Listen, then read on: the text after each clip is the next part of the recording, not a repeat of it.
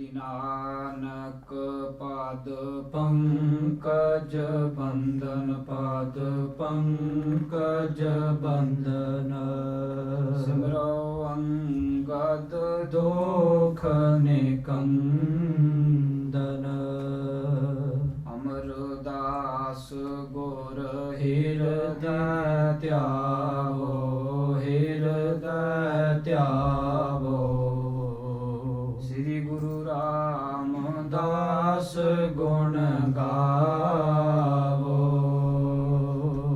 ਗੁਰੂ ਅਰਜਨ ਬਿਗਨਨ ਕੇ ਨਾਸਕ ਬਿਗਨਨ ਕੇ ਨਾਸਕ ਸ੍ਰੀ ਹਰਿ ਗੋਬਿੰਦ ਸ਼ੋਭ ਸੁਮਤਿ ਪ੍ਰਕਾਸ਼ਕ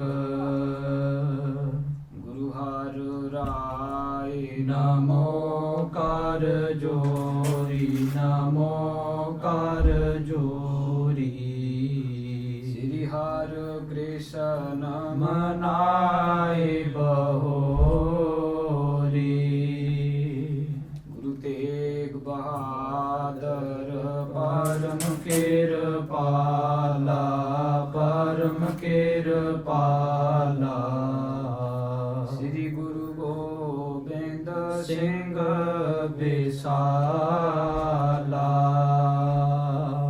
ਤਰੋਂ ਤਰਾਂ ਪਰ ਪੁਨ ਪੁਨ ਸੀਸਾ ਪੁਨ ਪੁਨ ਸੀਸਾ ਬੰਦੋਹ ਬਾਰ ਬਾਰ ਜਗਦੀਸਾ ਜਿਸਮਹਿ ਅੰਮ੍ਰਿਤ ਗਿਆਨ ਹੈ ਮਾਨਕ ਭਗਤ ਬੈਰਾਗ ਸ੍ਰੀ ਗੁਰੂ ਗ੍ਰੰਥ ਸਾਹਿਬ ਉਦਦ ਬੰਦੋ ਕਰ ਅਨੁਰਾਗ ਸ੍ਰੀ ਗੁਰੂ ਸ਼ਬਦ ਕਮਾਏ ਜਿਨ ਜੀਤੇ ਪੰਜ ਵਿਕਾਰ ਤਿਨ ਸੰਤਨ ਕੋ ਬੰਦਨਾ ਸਿਰ ਚਰਨਨ ਪਰਤਾਰ ਏਕ ਓੰਕਾਰਾ ਸਤਿਗੁਰੂ ਤੇਹ ਪ੍ਰਸਾਦ ਸਚ ਹੋਏ ਵਾਹਿਗੁਰੂ ਜੀ ਕੀ ਫਤਿਹ ਵਿਘਨ ਵਿਨਾਸ਼ਨ ਸੋਏ कहा बुद्ध प्रभ तुच्छ हमारी बरन सका महिमा जो तिहारी हम न सकत कर सिफत तुम्हारी आप लिखो तुम कथा सुधारी ज्ञान ध्यान किछ कर्म न जाना सार न जाना तेरी सब ते वड्डा सतगुर नानक जिन कल राखी मेरी सब ते वड्डा सतगुर नानक जिन कल राखी मेरी सतनाम श्री वाहिगुरु साहिब जीओ सुत कालू पिख पित शिव रामो पान ग्रहण किय कीन कीरत धामो तेह पत बरता गुण निध सो तेह सुशीलता कह सक को सुत कालू पिख पित शिव रामो वाहिगुरु जी का खालसा वाहिगुरु जी की फतेह। पतित पावन भगत वत्सल किरपा दे खजाने जोत रूप जबर शतर तखत दे मालक प्रतख सतगुरु तन तन सतगुरु साहिब श्री गुरु ग्रंथ साहिब जी महाराज जी की पावन पवित्र हजूरी विखे मिल जुड़ बैठी गुरु रूप गुरु खालसा साध संगत जी आप सारे वडभागी हो ਜਿਨ੍ਹਾਂ ਨੇ ਸਤਿਗੁਰਾਂ ਦੀ ਹਜ਼ੂਰੀ ਵਿੱਚ ਬੈਠ ਕਰਕੇ ਸੋ ਦਰ ਸ੍ਰੀ ਰਹਿਰਾ ਸਾਹਿਬ ਜੀ ਦਾ ਪਾਠ ਸਰਵਣ ਕਰਕੇ ਲਾਹਾ ਪ੍ਰਾਪਤ ਕੀਤਾ ਹੈ। ਸਤਿਗੁਰਾਂ ਦੀ ਕਿਰਪਾ ਨਾਲ ਜੋ ਸਤਿਗੁਰੂ ਸ੍ਰੀ ਗੁਰੂ ਨਾਨਕ ਦੇਵ ਸਾਹਿਬ ਜੀ ਮਹਾਰਾਜ ਜੀ ਦਾ ਇਤਿਹਾਸ ਹੈ, ਹੁਣ ਆਪਾਂ ਸਾਰੇ ਇਕੱਤਰ ਹੋਏ ਹਾਂ ਸਰਵਣ ਕਰਨ ਨੂੰ। ਸੋ ਸਤਿਗੁਰੂ ਜੀ ਫਰਮਾਉਂਦੇ ਹਨ, ਸੁਨ ਹਰ ਕਥਾ ਉਤਾਰੀ ਮੈਲ, ਮਹਾ ਪੁਨੀਤ ਭਏ ਸੁਖ ਸੈਲ। ਸੋ ਸੁਨ ਹਰ ਕਥਾ ਉਤਾਰੀ ਮੈਲ, ਹਰੀ ਅਕਾਲ ਪੁਰਖ ਵਾਹਿਗੁਰੂ ਦੀ ਸੁੰਦਰ ਕਥਾ ਸੁਣ ਕਰਕੇ ਜੋ ਮੈਲ ਹੈ, ਪਿਛਲੇ ਜਨਮਾਂ ਤੋਂ ਜੋ ਮੈਲ ਅਸੀਂ ਇਕੱਠੀ ਕੀਤੀ ਹੋਈ ਹੈ, ਸੁਨ ਹਰ ਕਥਾ ਉਤਾਰੀ ਮੈਲ, ਹਰੀ ਅਕਾਲ ਪੁਰਖ ਵਾਹਿਗੁਰੂ ਦੀ ਸੁੰਦਰ ਕਥਾ ਸੁਣ ਕਰਕੇ ਜਿਹੜੀ ਮੈਲ ਹੈ ਉਹ ਉਤਰਦੀ ਹੈ। ਪਏ ਪੁਨੀਤ ਪਏ ਸੁਖ ਸੈਲ। ਸੋ ਪੁਨੀਤ ਦਾ ਭਾਵ ਹੁੰਦਾ ਪਵਿੱਤਰ। ਸੋ ਹਰੀ ਅਕਾਲ ਪੁਰਖ ਵਾਹਿਗੁਰੂ ਦੀ ਸੁੰਦਰ ਕਥਾ ਸੁਣ ਕਰਕੇ ਜਿਹੜੀ ਮੈਲ ਹੈ ਉਹ ਉਤਰਦੀ ਹੈ ਤੇ ਜਿਹੜਾ ਮਨੁੱਖ ਹੈ ਉਹ ਫਿਰ ਪਵਿੱਤਰ ਹੋ ਜਾਂਦਾ ਹੈ। ਭਏ ਸੁਖ ਸੈਲ। ਸੋ ਸੁਖ ਸੈਲ, ਸੈਲ ਭਾਵ ਹੁੰਦਾ ਸੈਰ ਕਰਨਾ, ਵਿਚਰਨਾ ਭਾਵ। ਸੋ ਪਵਿੱਤਰ ਹੋ ਕਰਕੇ ਜੋ ਸੁਖ ਨਾਲ ਫਿਰ ਵਿਚਰਨ ਲੱਗ ਜਾਂਦਾ ਹੈ ਉਹ ਮਨੁੱਖ। ਸੋ ਹਰੀ ਅਕਾਲ ਪੁਰਖ ਵਾਹਿਗੁਰੂ ਦੀ ਸੁੰਦਰ ਕਥਾ ਸੁਣ ਕਰਕੇ ਜਿਹੜੀ ਪਿਛਲੇ ਜਨਮਾਂ ਦੀ ਮੈਲ ਇਕੱਠੀ ਹੋਈ ਹੈ ਉਹ ਉਤਰ ਜਾਂਦੀ ਹੈ, ਮਨੁੱਖ ਪਵਿੱਤਰ ਹੋ ਜਾਂਦਾ ਹੈ ਅਤੇ ਫਿਰ ਸੁਖ ਮਾਣ ਕਰਕੇ ਵਿਚਰਦਾ ਹੈ। ਸੋ ਅਸੀਂ ਸਾਰੇ ਵਡਭਾਗੀ ਹਾਂ ਜਿਨ੍ਹਾਂ ਨੇ ਸਤਿਗੁਰੂ ਸ੍ਰੀ ਗੁਰੂ ਨਾਨਕ ਦੇਵ ਸਾਹਿਬ ਜੀ ਮਹਾਰਾਜ ਜੀ ਦੀ ਸੁੰਦਰ ਕਥਾ ਹੁਣ ਸਰਵਣ ਕਰਨੀ ਹੈ। ਸੋ ਸਤਿਗੁਰਾਂ ਨੇ ਬਹੁਤੀ ਕਿਰਪਾ ਕੀਤੀ ਹੈ। ਜੋ ਪਿਛਲੇ ਦਿਨਾਂ ਵਿੱਚ ਜੋ ਮਾਲਵੇ ਦੀ ਧਰਤੀ ਵਿਖੇ ਜੋ 9 ਫਰਵਰੀ 1762 ਈਸਵੀ ਵਿੱਚ ਜੋ ਵੱਡਾ ਘੱਲੂਘਾਰਾ ਵਾਪਰਿਆ ਹੈ, ਜਿਹਦੇ ਵਿੱਚ ਬਹੁਤ ਸਾਰੇ ਸਿੱਖਾਂ ਨੇ, ਗੁਰਸਿੱਖਾਂ ਨੇ ਜੋ ਸ਼ਹਾਦਤਾਂ ਪ੍ਰਾਪਤ ਕੀਤੀਆਂ ਹਨ। ਸੋ ਵੱਡਾ ਘੱਲੂਘਾਰਾ ਦਾ ਕਾਰਨ ਕੀ ਸੀ? ਜਦੋਂ ਕੋਈ ਰਾਜ ਗੱਦੀ ਤੇ ਕੋਈ ਰਾਜਾ, ਜਦੋਂ ਇੱਕ ਨਸ਼ਾ ਹੀ ਕਿਸਮ ਦਾ ਨਸ਼ਾ ਹੀ ਉਹ ਚੜ ਜਾਂਦਾ ਰਾਜੇ ਨੂੰ। ਜਦੋਂ ਰਾਜ ਹੁੰਦਾ, ਰਾਜ ਗੱਦੀ ਤੇ ਕੋਈ ਸਜਿਆ ਹੁੰਦਾ ਹੈ, ਉਹ ਇੱਕ ਕਿਸਮ ਦਾ ਜਿਹੜਾ ਨਸ਼ਾ ਹੈ ਉਹ ਇਸ ਪ੍ਰਕਾਰ ਉਹਦੇ ਲਾਗੇ ਆਉਂਦਾ ਜਿਸ ਤਰ੍ਹਾਂ ਉਹ ਪੁੱਠੇ ਕੰਮ, ਪਾਪ ਪਖੰਡ ਉਹ ਕਰਨ ਲੱਗ ਜਾਂਦਾ ਹੈ। ਤੇ ਇਸੇ ਹੀ ਪ੍ਰਕਾਰ ਜਿਹੜਾ ਅਫਗਾਨਿਸਤਾਨ ਤੋਂ ਅਹਿਮਦ ਸ਼ਾਹ ਅਬਦਾਲੀ ਸੀ, ਉਹਨੇ ਅਨੇਕਾਂ ਵਾਰੀ ਜੋ ਗੁਰੂ ਖਾਲਸੇ ਉੱਤੇ ਜੋ ਹੱਲਾ ਬੋਲ ਦਿੱਤਾ ਸੀ, ਚੜ ਕਰਕੇ ਆਇਆ ਸੀ, ਤੇ ਉਹ ਅਨੇਕਾਂ ਵਾਰੀ ਜੋ ਗੁਰੂ ਖਾਲਸਾ ਨੇ ਸਤਿਗੁਰਾਂ ਦੀ ਅਪਾਰ ਬਖਸ਼ਿਸ਼ ਕਿਰਪਾ ਦਾ ਸਦਕਾ ਜੋ ਮੂੰਹ ਤੋੜਨਾ ਜਵਾਬ ਦਿੱਤਾ ਹੈ। ਸੋ ਉਦੋਂ ਉਸ ਸਮੇਂ ਬਹੁਤ ਔਖਾ ਸਮਾਂ ਆ ਗਿਆ ਸੀ ਸਿੱਖਾਂ ਤੇ। ਪੰਜਾਬ ਦੀ ਧਰਤੀ ਵਿਖੇ ਜਿਹੜੇ ਸਿੱਖ ਰਹਿੰਦੇ ਸੀ, ਵਸਦੇ ਸੀ, ਜੋ ਬੀਬੀਆਂ, ਬਜ਼ੁਰਗ, ਬੱਚੇ, ਜਿਹੜੇ ਅਹਿਮਦ ਸ਼ਾਹ ਅਬਦਾਲੀ ਦੀ ਫੌਜ ਸੀ ਉਹ ਆਣ ਕਰਕੇ ਲੁੱਟ ਲੈਂਦੇ ਸੀ, ਬੜਾ ਤੰਗ ਦੁਖੀ ਕਰਦੇ ਸੀ ਸਿੱਖਾਂ ਨੂੰ, ਆਣ ਕਰਕੇ ਲੈ ਕਰਕੇ ਉਹਨਾਂ ਨੂੰ ਬੰਦੀ ਕਰ ਦਿੰਦੇ ਸੀ। ਸੋ ਇਸ ਪ੍ਰਕਾਰ ਦਾ ਬਹੁਤ ਔਖਾ ਸਮਾਂ ਆ ਗਿਆ ਸੀ। ਸੋ ਇਸ ਕਰਕੇ ਜਿਹੜਾ ਉਸ ਸਮੇਂ ਦਾ ਖਾਲਸਾ ਸੀ ਉਹ ਵਹੀਰ ਕਰਕੇ ਰਹਿੰਦਾ ਸੀ, ਇਕੱਠਾ ਰਹਿੰਦਾ ਸੀ, ਤੇ ਉਸ ਸਮੇਂ ਅਹਿਮਦ ਸ਼ਾਹ ਅਬਦਾਲੀ ਆ ਕਰਕੇ ਖਾਲਸੇ ਨੂੰ ਲੁੱਟ ਲੈਂਦਾ ਸੀ। ਇਸ ਪ੍ਰਕਾਰ ਤੇ ਇੱਕ ਖਾਲਸੇ ਦੀ ਇੱਕ ਵਿਸ਼ੇਸ਼ਤਾ ਹੀ ਹੈ, ਜਦੋਂ ਵੀ ਕੋਈ ਚੜ ਕਰਕੇ ਆਉਂਦਾ, ਜੋ ਪਹਿਲਾ ਵਾਰ ਤਾਂ ਕਦੇ ਨਹੀਂ ਕਰਦਾ, ਪਰ ਜਦੋਂ ਕੋਈ ਚੜ ਕਰਕੇ ਆਉਂਦਾ ਖਾਲਸੇ ਉੱਤੇ, ਉਹਦਾ ਫਿਰ ਬਦਲਾ ਹੀ ਲੈਂਦੇ ਹੁੰਦੇ ਨੇ ਖਾਲਸੇ। ਤੇ ਸੋ ਇਸ ਪ੍ਰਕਾਰ ਜਦੋਂ ਲੁੱਟ ਲੈਂਦੇ ਸੀ ਪੰਜਾਬ ਦੀ ਧਰਤੀ ਆ ਕਰਕੇ, ਇਸ ਹੀ ਤਰ੍ਹਾਂ ਫਿਰ ਖਾਲਸੇ ਉਹਨਾਂ ਨੂੰ ਵੀ ਲੁੱਟਣ ਲੱਗੇ ਸੀ। ਤੇ ਇਹ ਬੜਾ ਗੁੱਸਾ ਚੜਦਾ ਸੀ ਅਹਿਮਦ ਸ਼ਾਹ ਅਬਦਾਲੀ ਨੂੰ ਕਿ ਜਿਹੜੇ ਇਹ ਖਾਲਸੇ ਹਨ, ਇਹਨਾਂ ਨੂੰ ਘੱਟ ਤਾਂ ਖਾਣ ਨੂੰ ਵੀ ਮਿਲਦਾ ਪਰ ਇਹ ਕਦੇ ਥੱਕਦੇ ਨਹੀਂ ਸਤਿਗੁਰਾਂ ਦੀ ਕਿਰਪਾ ਨਾਲ। ਸੋ ਇਹ ਗੁੱਸਾ ਨੂੰ ਲੈ ਕਰਕੇ ਜੋ ਅਹਿਮਦ ਸ਼ਾਹ ਅਬਦਾਲੀ ਦੀ ਇੱਛਾ ਬਣ ਗਈ ਸੀ ਕਿ ਇਹ ਸਿੱਖੀ ਨੂੰ ਖਤਮ ਕਰਨਾ ਹੈ। ਤੇ ਜਿੱਦਾਂ ਸਾਰਿਆਂ ਨੂੰ ਪਤਾ ਹੈ, ਬਹੁਤ ਸਾਰੇ ਲੋਕਾਂ ਨੇ ਕੋਸ਼ਿਸ਼ ਕੀਤੀ ਹੈ ਸਿੱਖੀ ਨੂੰ ਖਤਮ ਕਰਨ ਵਾਸਤੇ, ਪਰ ਸਤਿਗੁਰਾਂ ਦੀ ਕਿਰਪਾ ਨਾਲ ਸ੍ਰੀ ਗੁਰੂ ਨਾਨਕ ਦੇਵ ਸਾਹਿਬ ਜੀ ਮਹਾਰਾਜ ਜੀ ਦੀ ਜਿਹੜੀ ਇਹ ਸਿੱਖੀ ਹੈ, ਇਹ ਸਦਾ ਵਾਸਤੇ ਰਹਿੰਦੀ ਦੁਨੀਆ ਤੱਕ ਚੜ੍ਹਦੀ ਕਲਾ ਵਿੱਚ ਰਹਿੰਦੀ ਹੈ। ਤੇ ਜਿੰਨਾ ਵੱਧ ਸਾਡੇ ਸ਼ਹੀਦਾਂ ਦਾ ਖੂਨ ਡੁੱਲਦਾ ਹੈ ਧਰਤੀ ਉੱਤੇ, ਉਨਾ ਹੀ ਵੱਧ ਸਾਡੀ ਸਿੱਖੀ ਇਹ ਜ਼ਿਆਦਾ ਵੱਧਦੀ ਹੈ, ਫੈਲਦੀ ਹੈ ਸਤਿਗੁਰਾਂ ਦੀ ਕਿਰਪਾ ਨਾਲ। ਸੋ ਇਸੇ ਪ੍ਰਕਾਰ ਬਹੁਤ ਸਾਰਾ ਔਖਾ ਸਮਾਂ ਆ ਗਿਆ ਸੀ ਸਿੱਖਾਂ ਤੇ ਇਸ ਕਰਕੇ ਵਹੀਰ ਵਿੱਚ ਰਹਿੰਦੇ ਸੀ ਖਾਲਸੇ।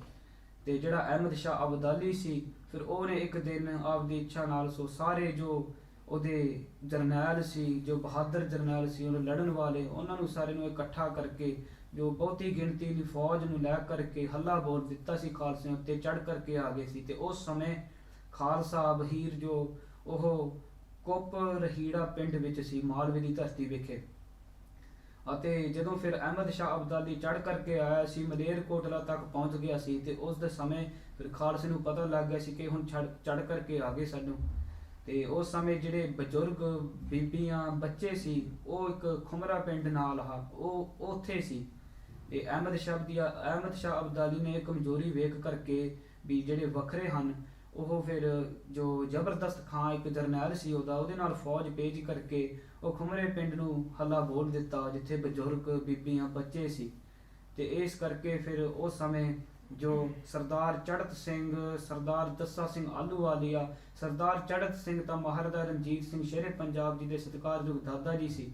ਸੋ ਇਹਨਾਂ ਦੀ ਅਗਵਾਈ ਹੇਠ ਅਤੇ ਹੋਰ ਅਨੇਕ ਕੌਮੀ ਜਰਨੈਲ ਜਿਸ ਤਰ੍ਹਾਂ ਸਰਦਾਰ ਸ਼ਾਮ ਸਿੰਘ, ਇਹਨਾਂ ਦੀ ਅਗਵਾਈ ਹੇਠ ਸਤਿਗੁਰਾਂ ਦੀ ਕਿਰਪਾ ਨਾਲ ਗੁਰੂ ਖਾਲਸੇ ਨੇ ਜੂਝਦੇ ਹੋਏ ਡਟ ਕੇ ਜੋ ਮੂੰਹ ਤੋੜਵਾਂ ਜਵਾਬ ਦਿੱਤਾ। ਉੱਥੇ ਬਹੁਤ ਭਾਰਾ ਜੰਗ, ਉੱਥੇ ਯੁੱਧ ਸ਼ੁਰੂ ਹੋ ਗਿਆ ਸੀ।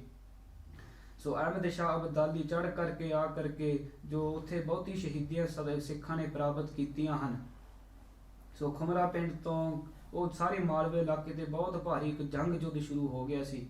ਸੋ ਬਹੁਤ ਸਾਰੇ ਸਿੱਖ ਜ਼ਖਮ ਹੋ ਗਏ ਸੀ ਜੰਗ ਕਰਦੇ ਕਰਦੇ। ਇੱਕ ਪਾਸੇ ਤਾਂ ਅਹਿਮਦ ਸ਼ਾਹ ਅਬਦਾਲੀ ਜੋ 2 ਲੱਖ ਫੌਜ ਨਾਲ ਆ ਕਰਕੇ ਚੜ ਕੇ ਆਇਆ ਸੀ, ਤੇ ਇਧਰੋਂ ਜਿਹੜੇ ਸਿੱਖ ਸੀ ਤਾਂ 50,000 ਸਿਰਫ 50,000 ਸਿੱਖ ਸੀ, ਉਧਰੋਂ 2 ਲੱਖ, ਇੱਧਰ 50,000। ਨਾਲੇ ਇਧਰੋਂ ਸਿੱਖਾਂ ਦੇ ਪਾਸ ਜੋ ਤਲਵਾਰਾਂ, ਢਾਲਾਂ, ਬਰਸ਼ੇ ਇਸ ਪ੍ਰਕਾਰ ਦੇ ਜਿਸ ਤਰ੍ਹਾਂ ਆਮ ਸ਼ਸਤਰ ਸੀ, ਤੇ ਉਧਰੋਂ ਬਹੁ ਗਿਣਤੀ ਦੀ ਫੌਜ ਸੈਨਾਪਤੀ ਆ ਕਰਕੇ ਬੜੀ ਧੋਪਾਂ ਨਾਲ ਇਸ ਪ੍ਰਕਾਰ ਜੰਗ ਯੁੱਧ ਕਰਨ ਆਏ ਸੀ। ਇਸ ਪ੍ਰਕਾਰ ਹੱਲਾ ਬੋਲ ਦਿੱਤਾ ਸੀ ਖਾਲਸੇ ਉੱਤੇ। ਸੋ ਫਿਰ ਬਹੁਤ ਉਸ ਜੰਗ ਦੇ ਵਿੱਚ ਸਿੱਖ ਜ਼ਖਮੀ ਹੋਏ, ਬਹੁਤ ਸਾਰੀਆਂ ਸ਼ਹੀਦੀਆਂ ਪ੍ਰਾਪਤ ਕੀਤੀਆਂ ਨੇ ਸਿੱਖਾਂ ਨੇ। ਤੇ ਫਿਰ ਜੋ ਅੱਗੇ ਤੁਰਦੇ ਸਿੱਖਾਂ ਨੇ ਜੋ ਗਹਿਰ ਪਿੰਡ ਇੱਕ ਉੱਥੇ ਨਾਲ ਹੈ ਉੱਥੇ ਕਰਕੇ ਪਹੁੰਚ ਗਏ, ਤੇ ਉੱਥੇ ਬਹੁਤ ਜ਼ਖਮੀ ਸਿੱਖ ਜੋ ਜੰਗ ਕਰਦੇ ਜ਼ਖਮ ਹੋ ਗਏ ਸੀ ਉੱਥੇ ਪਹੁੰਚੇ, ਬਜ਼ੁਰਗ ਬੀਬੀਆਂ ਬੱਚੇ ਉੱਥੇ ਜਾ ਕਰਕੇ ਪਹੁੰਚੇ। ਉਹ ਗਹਿਰ ਪਿੰਡ ਦੇ ਜੋ ਰਹਿਣ ਵਾਲੇ ਸੀ ਉਹਨਾਂ ਨੇ ਇਸ ਕਰਕੇ ਵੇਖ ਕਰਕੇ ਆਪਦੇ ਦਰਵਾਜ਼ੇ ਬੰਦ ਕਰ ਦਿੱਤੇ, ਮੂੰਹ ਪਰੇ ਕਰ ਦਿੱਤਾ। ਸੋ ਇਹ ਸਮਾਂ ਬਹੁਤ ਔਖਾ ਸੀ ਸਿੱਖਾਂ ਵਾਸਤੇ। ਫਿਰ ਅੱਗੇ ਤੁਰੇ, ਬਰਨਾਲਾ ਤੱਕ ਪਹੁੰਚੇ। ਇਸ ਪ੍ਰਕਾਰ ਜੂਝਦੇ ਹੋਏ, ਵੈਰੀਆਂ ਨਾਲ ਲੜਦੇ ਹੋਏ, ਜੰਗ ਕਰਦੇ ਹੋਏ, ਵੈਰੀ ਨੂੰ ਪਾੜ ਕੇ ਸਿੱਟਦੇ ਹੋਏ, ਸਤਿਗੁਰਾਂ ਦੀ ਕਿਰਪਾ ਨਾਲ ਜੂਝਦੇ ਹੋਏ ਜੰਗ ਯੁੱਧ ਕਰਦੇ ਸੀ। ਗੁਰੂ ਖਾਲਸਾ ਮੂੰਹ ਤੋੜਵਾਂ ਜਵਾਬ ਦਿੰਦੇ ਸੀ। ਇਸ ਪ੍ਰਕਾਰ ਬਰਨਾਲਾ ਤੱਕ ਪਹੁੰਚੇ ਅਤੇ ਉੱਥੇ ਫਿਰ ਜਾ ਕਰਕੇ ਜੋ ਅਹਿਮਦ ਸ਼ਾਹ ਅਬਦਾਲੀ ਨੇ ਹਾਰ ਮੰਨ ਕਰਕੇ ਉੱਥੇ ਹੀ ਪੜਾ ਲਾ ਲਿਆ ਸਤਿਗੁਰਾਂ ਦੀ ਕਿਰਪਾ ਨਾਲ। ਪਰ ਬਹੁਤ ਸਾਰੇ ਸਿੱਖਾਂ ਦੀ ਉਸ ਵੇਲੇ ਸ਼ਹੀਦੀਆਂ ਉਹਨਾਂ ਨੇ ਪ੍ਰਾਪਤ ਕੀਤੀਆਂ ਹਨ। ਜੋ ਕੋਪਰਹੀੜਾ ਪਿੰਡ ਤੋਂ ਬਰਨਾਲਾ ਤੱਕ ਮੰਨ ਲਓ ਤਕਰੀਬਨ 25 ਮੀਲ ਹੈ, ਤੇ ਉਹ ਸਾਰੇ ਰਸਤੇ ਵਿੱਚ ਲਾਸ਼ਾਂ ਨਾਲ ਭਰ ਗਈ ਸੀ। ਬਹੁਤ ਸਾਰੀ ਸ਼ਹੀਦਾਂ ਪ੍ਰਾਪਤ ਕੀਤੀਆਂ ਹਨ ਸਿੱਖਾਂ ਨੇ। ਮੰਨ ਲਓ 20-30 ਹਜ਼ਾਰ ਸਿੱਖਾਂ ਨੇ ਉਸ ਵੇਲੇ ਸ਼ਹੀਦੀਆਂ ਪ੍ਰਾਪਤ ਕੀਤੀਆਂ ਹਨ। ਪਰ ਸਤਿਗੁਰਾਂ ਦੀ ਕਿਰਪਾ ਨਾਲ ਸੈਨਾਪਤੀਆਂ ਨੂੰ ਵੀ ਬਹੁਤ ਪਾੜ ਕੇ ਸਿੱਟਿਆ ਖਾਲਸੇ ਨੇ, ਗੁਰੂ ਖਾਲਸੇ ਨੇ। ਸਤਿਗੁਰਾਂ ਦੀ ਬਹੁਤੀ ਕਿਰਪਾ ਸੀ। ਸੋ ਉਹ ਵੱਡਾ ਘੱਲੂਘਾਰੇ ਦੇ ਸ਼ਹੀਦਾਂ ਨੂੰ, ਉਹ ਕੌਮੀ ਜਰਨੈਲਾਂ ਨੂੰ, ਸਿੰਘਾਂ ਨੂੰ ਜਿਨ੍ਹਾਂ ਨੇ ਇਹ ਸ਼ਹਾਦਤਾਂ ਪ੍ਰਾਪਤ ਕਰਕੇ, ਕੁਰਬਾਨੀ ਕਰਕੇ, ਇਹ ਔਖੇ ਸਮੇਂ ਵਿੱਚ ਰਹਿ ਕਰਕੇ, ਉਹਨਾਂ ਨੂੰ ਕੋਟਨ-ਕੋਟ ਪ੍ਰਣਾਮ ਹੈ।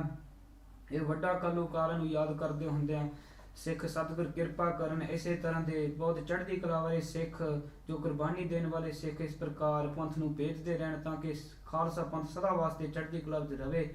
ਸੋ ਇਸ ਪ੍ਰਕਾਰ ਸਤਿਗੁਰ ਕਿਰਪਾ ਕਰਨ। ਅਤੇ ਹੁਣ ਅਗਲੇ ਦਿਨਾਂ ਵਿੱਚ ਵੀ ਜੋ ਸਤਿਗੁਰੂ ਸ੍ਰੀ ਗੁਰੂ ਗੋਬਿੰਦ ਸਿੰਘ ਸਾਹਿਬ ਜੀ ਮਹਾਰਾਜ ਜੀ ਦੇ ਵੱਡੇ ਸੁਪੁੱਤਰ ਸਾਹਿਬਜ਼ਾਦਾ ਬਾਬਾ ਅਜੀਤ ਸਿੰਘ ਸਾਹਿਬ ਜੀ, ਉਹਨਾਂ ਦੇ ਵੀ ਇੱਕ ਜਨਮ ਦਿਹਾੜਾ ਆਉਣ ਵਾਲੇ ਸਮੇਂ ਵਿੱਚ। ਅਤੇ ਉਹਨਾਂ ਨੇ ਵੀ ਬਹੁਤ ਸੂਰਾ ਸੋ ਪਹਿਚਾਨੀਆਂ ਜੋ ਲੜਾ ਦੀਨ ਕੇ ਹੇਤ, ਪੁਰਦਾ ਘਟ ਮਰਾ ਕਬਹੁ ਨਾ ਛੱਡੈ ਖੇਤ। ਇਸ ਪ੍ਰਕਾਰ ਚਮਕੌਰ ਦੀ ਗੜੀ ਵਿੱਚ ਜੋ ਖਾਲਸੇ ਪੰਥ ਦੇ ਨਿਸ਼ਾਨ ਉੱਚੇ ਕਰਦੇ ਹੋਏ, ਸਿਰ ਉੱਚੇ ਕਰਦੇ ਹੋਏ, ਜੂਝਦੇ ਹੋਏ, ਵੈਰੀ ਨੂੰ ਪਾੜ ਕੇ ਸਿੱਟਦੇ ਹੋਏ, ਇਸ ਪ੍ਰਕਾਰ ਬਹੁਤ ਸੁੰਦਰਤਾ ਨਾਲ ਜੰਗ ਉਹਨਾਂ ਨੇ ਕੀਤਾ। ਇਸ ਪ੍ਰਕਾਰ ਤੇ ਸਾਧ ਸੰਗਤ ਜੀ ਉਹ ਜੰਗ ਦੀ ਕਥਾ ਸੁਣ ਕਰਕੇ, ਚਮਕੌਰ ਦੀ ਗੜੀ ਦੀ ਜੰਗ ਦੀ ਕਥਾ ਸੁਣ ਕਰਕੇ, ਜੋ ਕੌਮ ਕੋਈ ਗੁਲਾਮ ਕੌਮ ਉਹ ਕਥਾ ਨੂੰ ਸੁਣ ਲਵੇ, ਐਸੀ ਸ਼ਕਤੀ ਹੈ ਉਹਦੇ ਵਿੱਚ। ਗੁਲਾਮ ਇੱਕ ਕੌਮ ਉਹ ਕਥਾ ਨੂੰ ਸੁਣ ਕਰਕੇ ਆਜ਼ਾਦ ਹੋ ਸਕਦੀ, ਇੰਨੀ ਸ਼ਕਤੀ ਹੈ ਸਾਡੇ ਇਤਿਹਾਸ ਵਿੱਚ ਸਾਧ ਸੰਗਤ ਜੀ। ਸੋ ਸਤਿਗੁਰ ਕਿਰਪਾ ਕਰਨ। ਅਤੇ ਉਸੇ ਦਿਨ ਤੇ ਜੋ ਦਮਦਮੀ ਟਕਸਾਲ ਦੇ 12ਵੇਂ ਮੁਖੀ ਸੰਤ ਗਿਆਨੀ ਗੁਰਬਚਨ ਸਿੰਘ ਜੀ ਖਾਲਸਾ ਭਿੰਡਰਾਂ ਵਾਲੇ, ਉਹਨਾਂ ਦਾ ਵੀ ਜੋ ਜਨਮ ਦਿਹਾੜਾ ਹੈ ਉਦੋਂ ਉਸ ਹੀ ਦਿਨ ਤੇ ਹੈ। ਤੇ ਉਹ ਵੀ ਸਤਿਗੁਰੂ ਸ੍ਰੀ ਗੁਰੂ ਗੋਬਿੰਦ ਸਿੰਘ ਸਾਹਿਬ ਜੀ ਮਹਾਰਾਜ ਜੀ ਦੇ ਬਚਨ ਅਨੁਸਾਰ ਜੋ ਇਸ ਸੰਸਾਰ ਤੇ ਆਏ ਹਨ। ਸੋ ਇੱਕ ਮਾਤਾ ਗਈ ਸੀ ਗੁਰੂ ਗੋਬਿੰਦ ਸਿੰਘ ਸਾਹਿਬ ਮਹਾਰਾਜ ਦੇ ਕੋਲ ਅਤੇ ਗੁਰੂ ਗੋਬਿੰਦ ਸਿੰਘ ਸਾਹਿਬ ਜੀ ਮਹਾਰਾਜ ਜੀ ਨੇ ਮਾਤਾ ਨੂੰ ਬਚਨ ਕੀਤੇ ਕਿ ਤੁਹਾਡੇ ਆਉਣ ਵਾਲੇ ਪੀੜ੍ਹੀ ਵਿੱਚ ਜੋ ਪੂਰਨ ਬ੍ਰਹਮ ਗਿਆਨੀ ਜੋ ਖਾਲਸਾ ਪੂਰਨ ਖਾਲਸਾ ਰਹਿਤ ਵਿੱਚ ਪ੍ਰਪੱਕ ਜੋ ਰਹੂਗਾ, ਜੋ ਗੁਰਮਤਿ ਵਿਦਿਆ ਪੜਾਊਗਾ, ਦੇਸ਼ ਜਾ ਕਰਕੇ ਅੰਮ੍ਰਿਤ ਸੰਚਾਰ ਦੀ ਸੇਵਾ, ਗੁਰਮਤਿ ਵਿਦਿਆ ਦੀ ਸੇਵਾ, ਸ੍ਰੀ ਗੁਰੂ ਗ੍ਰੰਥ ਸਾਹਿਬ ਜੀ ਮਹਾਰਾਜ ਜੀ ਦਾ ਸ਼ੁੱਧ ਉਚਾਰਨ, ਸ਼ੁੱਧ ਅਰਥ ਜੋ ਪੜਾਊਗਾ ਸਿੱਖਾਂ ਨੂੰ, ਉਹ ਪੂਰਨ ਬ੍ਰਹਮ ਗਿਆਨੀ ਆ ਕਰਕੇ ਤੁਹਾਡੀ ਕੁਲ ਵਿੱਚ ਅੱਗੇ ਆਊਗਾ। ਅਤੇ ਫਿਰ ਜਦੋਂ ਸੰਤ ਗੁਰਬਚਨ ਸਿੰਘ ਖਾਲਸਾ ਭਿੰਡਰਾਂ ਵਾਲੇ ਆਏ, ਸੋ ਗੁਰਬਚਨ ਤਾਂ ਹੀ ਨਾਂ ਰੱਖਿਆ ਸੰਤ ਗੁਰਬਚਨ ਸਿੰਘ ਜੀ ਦਾ, ਕਿਉਂ ਗੁਰੂ ਦੇ ਬਚਨਾਂ ਨਾਲ ਹੀ ਉਹ ਆਏ ਹਨ ਸੰਸਾਰ ਉੱਤੇ।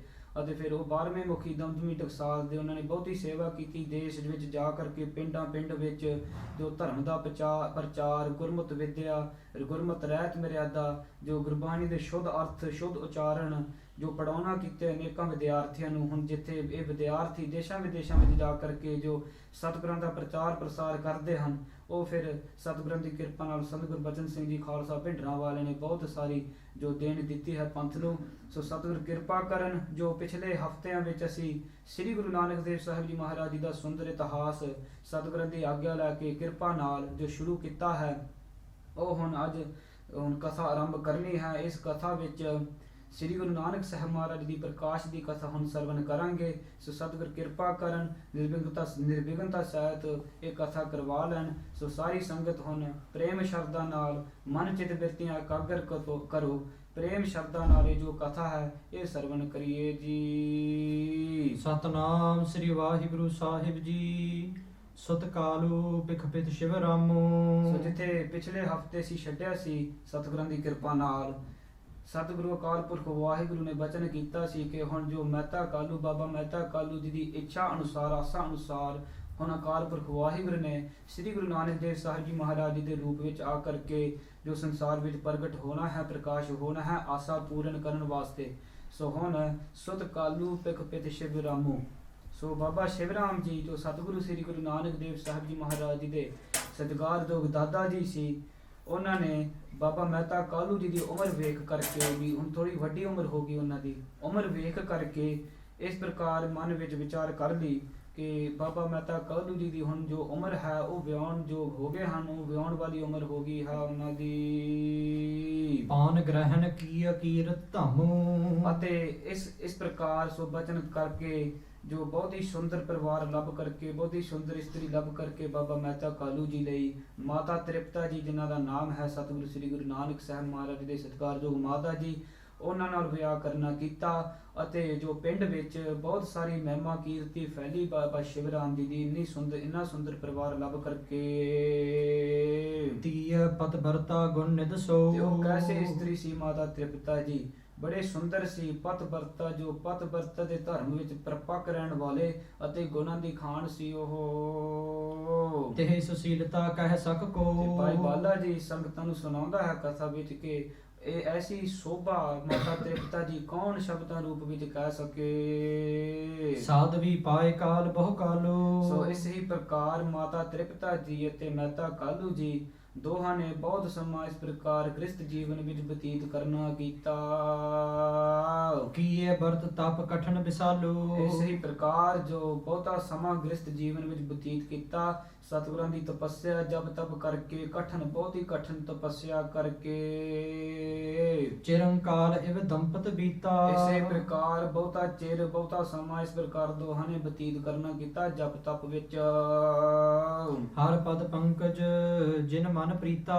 ਉਹਨਾਂ ਦੇ ਮਨ ਦੀ ਪ੍ਰੀਤੀ ਹਰੀ ਅਕਾਲ ਪੁਰਖ ਵਾਹਿਗੁਰੂ ਦੇ ਚਰਨਾਂ ਕਮਲਾਂ ਵਿੱਚ ਲਾਉਣਾ ਕੀਤਾ ਦੋਹਾਂ ਨੇ। ਤਲਵੰਡੀ ਮਹਿਰਾਏ ਬੁਲਾਰੂ। ਅਤੇ ਜਿਹੜੀ ਰਾਏਭੋਜ ਦੀ ਤਲਵੰਡੀ ਸੀ, ਉਹਦਾ ਰਾਜਾ ਰਾਏ ਬੁਲਾਰ ਸੀ। ਹਾਂਜੀ। ਸੋਦਰ ਸਮ ਕਾਲੂ ਸੰਗ ਪਿਆਰੂ। ਅਤੇ ਜਿਹੜਾ ਰਾਏ ਬੁਲਾਰ ਸੀ, ਬਾਬਾ ਮਹਿਤਾ ਕਾਲੂ ਜੀ ਨੂੰ ਭਰਾਵਾਂ ਵਾਂਗ ਬਹੁਤ ਪਿਆਰ ਕਰਦਾ ਸੀ। ਜਿਸ ਤਰ੍ਹਾਂ ਸਕੇ ਭਰਾ ਇਸ ਪ੍ਰਕਾਰ ਆਪਦੇ ਨਾਲ ਪਿਆਰ ਕਰਦੇ ਹਨ, ਇਸ ਪ੍ਰਕਾਰ ਰਾਏ ਬੁਲਾਰ ਬਾਬਾ ਮਹਿਤਾ ਕਾਲੂ ਜੀ ਨੂੰ ਸਕੇ ਭਰਾਵਾਂ ਵਾਂਗ ਪਿਆਰ ਕਰਦਾ ਸੀ। ਜਿਤੇ ਗ੍ਰਾਮ ਕੋ ਸੋ ਅਧਿਕਾਰੀ। ਸੋ ਜਿੱਥੇ ਉਹਦੇ ਰਾਜ ਸੀ, ਰਾਏ ਬੁਲਾਰ ਦੇ ਜਿੱਥੇ ਰਾਜ ਸੀ, ਪਿੰਡਾਂ ਦਾ ਰਾਜ ਸੀ, ਜਿੱਥੇ ਉਹ ਹਾਕਮ ਸੀ, ਉਹਦਾ ਅਧਿਕਾਰੀ ਸੀ, ਉਹ ਸਾਰੇ ਹਾਂਜੀ। ਸਭ ਕੀ ਦਈ ਕਾਰ ਪਟਵਾਰੀ। ਉਹ ਸਾਰੇ ਪਿੰਡਾਂ ਦਾ ਜੋ ਪਟਵਾਰੀ ਬਾਬਾ ਮਹਿਤਾ ਕਾਲੂ ਜੀ ਨੂੰ ਬਣਾਉਣਾ ਕੀਤਾ। ਉਹ ਜਿਹੜੀ ਪਟਵਾਰੀ ਦੀ ਡਿਊਟੀ ਹੈ ਉਹ ਮਹਿਤਾ ਕਾਲੂ ਜੀ ਨੂੰ ਦੇਣਾ ਕੀਤੀ ਹੈ ਰਾਜ ਬੁਲਾਰ ਨੇ। ਅਸਬਿਦ ਬਿਲ ਸਤ ਅਨਕ ਬਿਲਾਸਾ। ਸੋ ਇਸੇ ਪ੍ਰਕਾਰ ਦੋਹਾਂ ਨੇ ਮਾਤਾ ਤ੍ਰਿਪਤਾ ਜੀ ਅਤੇ ਬਾਬਾ ਮਹਿਤਾ ਕਾਲੂ ਜੀ ਨੇ ਇਸ ਪ੍ਰਕਾਰ ਬਹੁਤਾ ਸਮਾਂ ਸੁਖ ਮਾਣ ਕਰਕੇ ਬਤੀਤ ਕਰਨਾ ਕੀਤਾ। ਦੰਪਤ ਉਰ ਤਰਹੀ ਸੁਤ ਆਸਾ। ਅਤੇ ਫਿਰ ਦੋਹਾਂ ਦੇ ਹਿਰਦੇ ਵਿੱਚ ਇਸ ਪ੍ਰਕਾਰ ਇੱਛਾ ਸੀ, ਆਸਾ ਸੀ ਕਿ ਜੋ ਇੱਕ ਸੁੰਦਰ ਜੋ ਪੁੱਤਰ ਆ ਕਰਕੇ ਸਾਡੇ ਘਰ ਵਿੱਚ ਪੈਦਾ ਹੋਵੇ। ਸਾਧਵੀ ਗਰਭ ਧਰਨ ਪੁਨ ਕੀਨਾ। ਸੋ ਕੁਝ ਸਮਾਂ ਬਾਅਦ ਫਿਰ ਇਹ ਇੱਛਾ ਨੂੰ ਲੈ ਕਰਕੇ ਜਿਹੜੀ ਮਾਤਾ ਤ੍ਰਿਪਤਾ ਸੀ ਉਹ ਗਰਭਵਤੀ ਹੋ ਗਈ। ਜਨਮੀ ਤਨਈਆ ਸੁਮਤ ਪ੍ਰਬੀਨਾ। ਤੇ ਫਿਰ ਉਸ ਵੇਲੇ ਬਹੁਤ ਸ਼੍ਰੇਸ਼ਟ ਬੁੱਧੀ ਵਾਲੀ, ਜੋ ਬਹੁਤ ਚੰਗੀ, ਜੋ ਲਾਇਕ, ਬਹੁਤ ਸੁੰਦਰ ਜੋ ਇੱਕ ਲੜਕੀ ਸੀ, ਬੇਬੇ ਨਾਨਕੀ ਜੀ, ਸਤਿਗੁਰੂ ਸ੍ਰੀ ਗੁਰੂ ਨਾਨਕ ਦੇਵ ਸਾਹਿਬ ਜੀ ਮਹਾਰਾਜ ਜੀ ਦੇ ਸਤਿਕਾਰਯੋਗ ਵੱਡੇ ਭੈਣ ਜੀ, ਉਹ ਫਿਰ ਉਹਨਾਂ ਨੇ ਇਸ ਵੇਲੇ ਜਨਮ ਲਿਆ। ਉਹ ਫਿਰ ਨਾਨਕੇ ਪਿੰਡ ਚਾਹਲ ਪਿੰਡ ਵਿਖੇ ਉਹਨਾਂ ਨੇ ਜਨਮ ਲਿਆ। ਨਾਨਕੇ ਪਿੰਡ ਜਨਮ ਹੋਣ ਕਰਕੇ ਉਹਨਾਂ ਦਾ ਨਾਮ ਨਾਨਕੀ ਰੱਖ ਦਿੱਤਾ। ਸਤਿਗੁਰੂ ਸ੍ਰੀ ਗੁਰੂ ਨਾਨਕ ਦੇਵ ਸਾਹਿਬ ਜੀ ਮਹਾਰਾਜ ਜੀ ਦੇ ਸਤਿਕਾਰਯੋਗ ਵੱਡੇ ਭੈਣ ਜੀ, ਉਸ ਵੇਲੇ ਉਹਨਾਂ ਨੇ ਜਨਮ ਲਿਆ।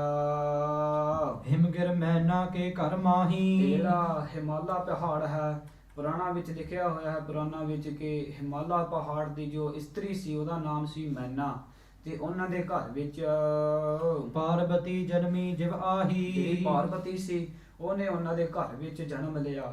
ਸੋ ਭਾਈ ਬਾਲਾ ਜੀ ਇੱਥੇ ਦ੍ਰਿਸ਼ਟਾਂਤ ਦਿੰਦੇ ਹਨ, ਜਿਹੜੀ ਪਾਰਵਤੀ ਹੈ ਉਹ ਪਰਬਤ ਤੋਂ ਪੈਦਾ ਹੋਣ ਕਰਕੇ ਉਹਦਾ ਨਾਮ ਪਾਰਵਤੀ ਹੋਇਆ ਸੀ। ਤੇ ਇਸ ਹੀ ਪ੍ਰਕਾਰ ਉਹਨੂੰ ਜਿਹੜੇ ਕਈ ਲੋਕ ਹਨ ਨੂੰ ਪੂਜਦੇ ਹਨ। ਤੇ ਸੋ ਭਾਈ ਬਾਲਾ ਜੀ ਇੱਥੇ ਦ੍ਰਿਸ਼ਟਾਂਤ ਦਿੰਦੇ ਹਨ ਕਿ ਜਿਹੜੇ ਬੇਬੇ ਨਾਨਕੀ ਜੀ ਹੈ ਉਹਨੇ ਵੀ ਨਾਨਕੇ ਪਿੰਡ ਤੋਂ ਪੈਦਾ ਹੋਣ ਕਰਕੇ ਉਹਦਾ ਨਾਮ ਨਾਨਕੀ ਰੱਖਿਆ ਹੈ, ਤੇ ਉਹ ਵੀ ਬੜੀ ਪੂਜਨਯੋਗ ਹੈ। ਸਤਿਗੁਰੂ ਸ੍ਰੀ ਗੁਰੂ ਨਾਨਕ ਸਾਹਿਬ ਮਹਾਰਾਜ ਦੀ ਅਕਾਲ ਪੁਰਖ ਵਾਹਿਗੁਰੂ ਦੇ ਵੱਡੇ ਭੈਣ ਜੀ। ਭਈ ਸੁਸ਼ੀਲਾ ਸਭ ਗੁਣ ਖਾਨੀ। ਤੇ ਜਿਹੜੀ ਬੇਬੇ ਨਾਨਕੀ ਜੀ ਹੈ ਉਹ ਬੜੀ ਸ਼ੀਲ ਸੁਭਾਅ ਵਾਲੀ ਹੈ ਅਤੇ ਗੁਣਾਂ ਦੀ ਖਾਨ ਹੈ। ਮਨੋਹ ਭਗਤ ਤਰ ਦੇਹ ਸੁਹਾਨੀ। ਸਾਧ ਸੰਗਤ ਜੀ, ਇਸ ਤਰ੍ਹਾਂ ਮਨ ਨਾ ਕਰੋ ਕਿ ਜੇ ਸਤਿਗੁਰੂ ਅਕਾਲ ਪੁਰਖ ਵਾਹਿਗੁਰੂ ਦੀ ਪ੍ਰੇਮਾ ਭਗਤੀ ਹੈ ਉਹੀ ਦੇ ਧਾਰਨ ਕਰਕੇ ਪ੍ਰਕਾਸ਼ ਹੋ ਗਈ ਹੈ, ਸੰਸਾਰ ਤੇ ਪ੍ਰਗਟ ਹੋ ਗਈ ਹੈ। ਕਾਲ ਬਤੀਤ ਭਇਓ ਪਛਚਾਤਾ। ਤੇ ਫਿਰ ਇਸ ਤੋਂ ਬਾਅਦ ਬੇਬੇ ਨਾਨਕੀ ਜੀ ਤੋਂ ਹੋਣ ਤੋਂ ਬਾਅਦ ਬਹੁਤਾ ਸਮਾਂ ਫਿਰ ਬਤੀਤ ਹੋਇਆ।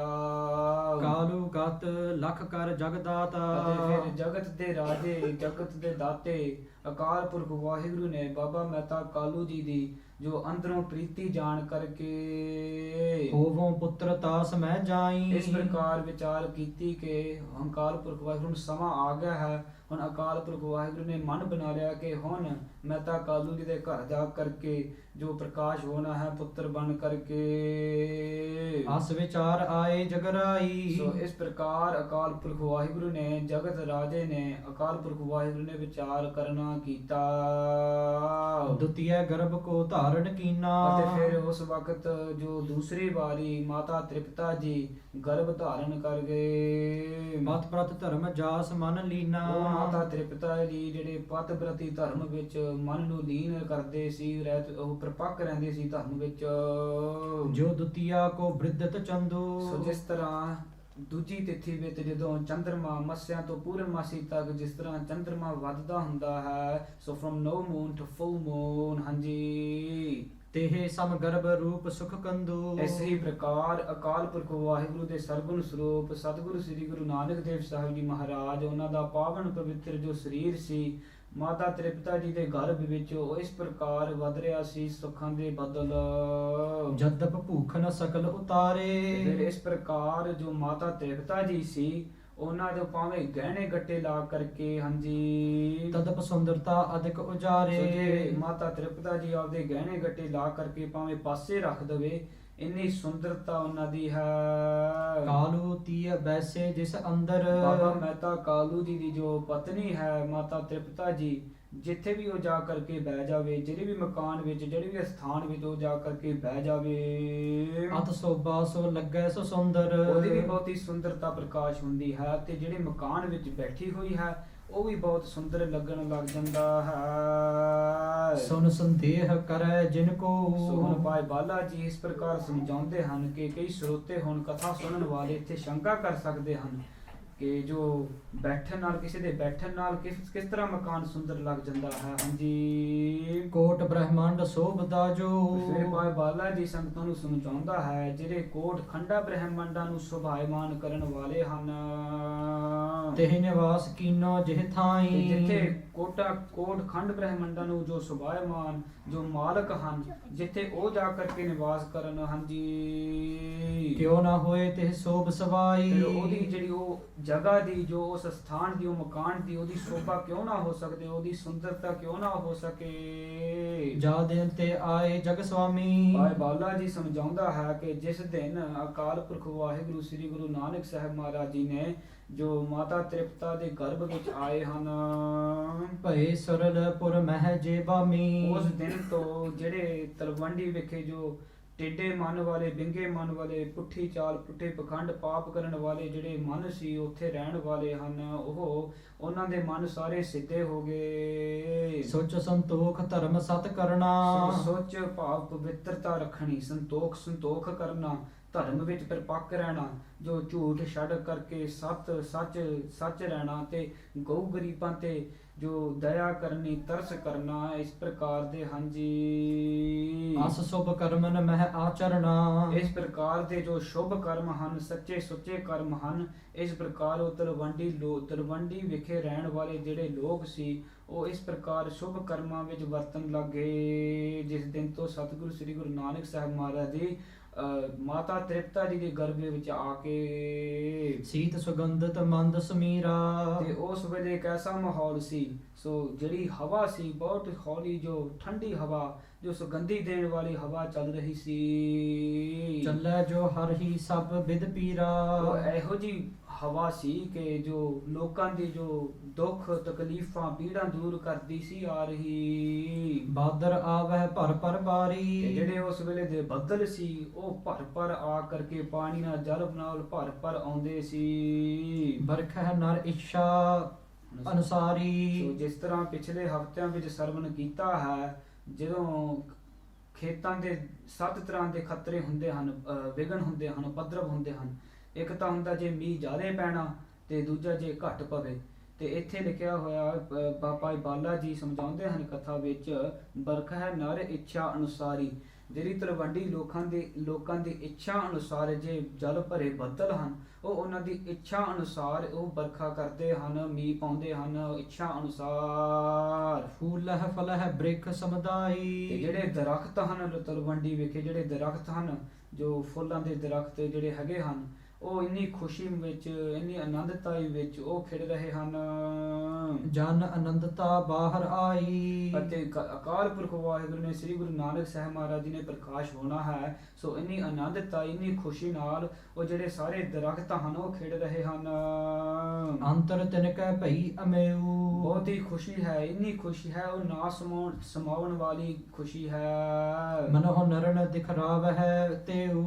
ਉਹ ਇਸ ਪ੍ਰਕਾਰ ਦੀ ਖੁਸ਼ੀ, ਆਨੰਦਤਾ, ਇਸ ਪ੍ਰਕਾਰ ਇਹ ਉਹਨਾਂ ਦੇ ਦਰਖਤ ਦੇ ਖਿੜ ਰਹੇ ਹਨ, ਕਿਉਂ ਕਰਕੇ ਜੋ ਮਨੁੱਖਾਂ ਨੂੰ ਦਿਖਾਉਣ ਵਾਸਤੇ ਕਿ ਅਕਾਲ ਪੁਰਖ ਵਾਹਿਗੁਰੂ ਨੇ ਆਉਣਾ ਧਰਤੀ ਤੇ, ਸੰਸਾਰ ਵਿੱਚ ਪ੍ਰਗਟ ਹੋਣਾ ਹੈ, ਪ੍ਰਕਾਸ਼ ਹੋਣਾ ਹੈ। ਇੰਨੀ ਆਨੰਦ ਖੁਸ਼ੀ, ਇੰਨੀ ਖੁਸ਼ੀ ਹੈ ਦਰਖਤਾਂ ਨੂੰ। ਛਿਤ ਸੋਹਤ ਧਰ ਨਵ ਸਭ ਜਾਈ। ਤੇ ਜਿਹੜੀ ਧਰਤੀ ਹੈ ਉੱਥੇ ਵੀ ਜੋ ਧਰਤੀ ਦੇ ਨਵੀਂ ਹਰਿਆਵਲ ਜੋ ਉਗ ਰਹੀ ਹੈ, ਹਰੀ ਭਰੀ ਹੋ ਰਹੀ ਹੈ ਧਰਤੀ, ਸਤਿਗੁਰਾਂ ਨੇ ਆਉਣਾ ਕਰਕੇ। ਜਿਹੇ ਉਰ ਸਭ ਤੇ ਅਦਕ ਵਧਾਈ। ਤੇ ਇਸ ਪ੍ਰਕਾਰ ਪ੍ਰਤੀਤ ਹੈ ਕਿ ਜਿਹੜੀ ਉਹ ਸਾਰੀ ਨਵੀਂ ਹਰਿਆਵਲ ਹੈ, ਉਹ ਸਾਰੇ ਸੰਸਾਰ ਤੋਂ ਜ਼ਿਆਦਾ ਖੁਸ਼ੀ ਮੰਨ ਰਹੀ ਹੈ, ਬਹੁਤ ਹਰੀ ਭਰੀ ਹਰਿਆਵਲ ਉਗ ਰਹੀ ਹੈ। ਜੱਟ ਜੰਗਮ ਤਲਵੰਡ ਆਨੰਦੂ। ਤੇ ਜਿਹੜੇ ਤਲਵੰਡੀ ਰਹਿਣ ਵਾਲੇ, ਜਿਹੜੇ ਵਸਣ ਵਾਲੇ ਹਨ, ਜੱਟ ਜੰਗਮ। ਸੋ ਜੱਟ ਦਾ ਭਾਵ ਹੁੰਦਾ ਜੋ ਨਾ ਤੁਰਨ ਵਾਲੇ, ਤੇ ਜੰਗਮ ਜਿਹੜੇ ਤੁਰਨ ਵਾਲੇ ਹਨ। ਸੋ ਜੱਟ ਹੁੰਦਾ ਜਿਹੜੇ ਚੇਤਨਤਾ ਤੋਂ ਰਹਿਤ ਹਨ, ਤੇ ਜੰਗਮ ਵੀ ਚੇਤਨਤਾ ਦੇ ਸਹਿਤ ਹਨ।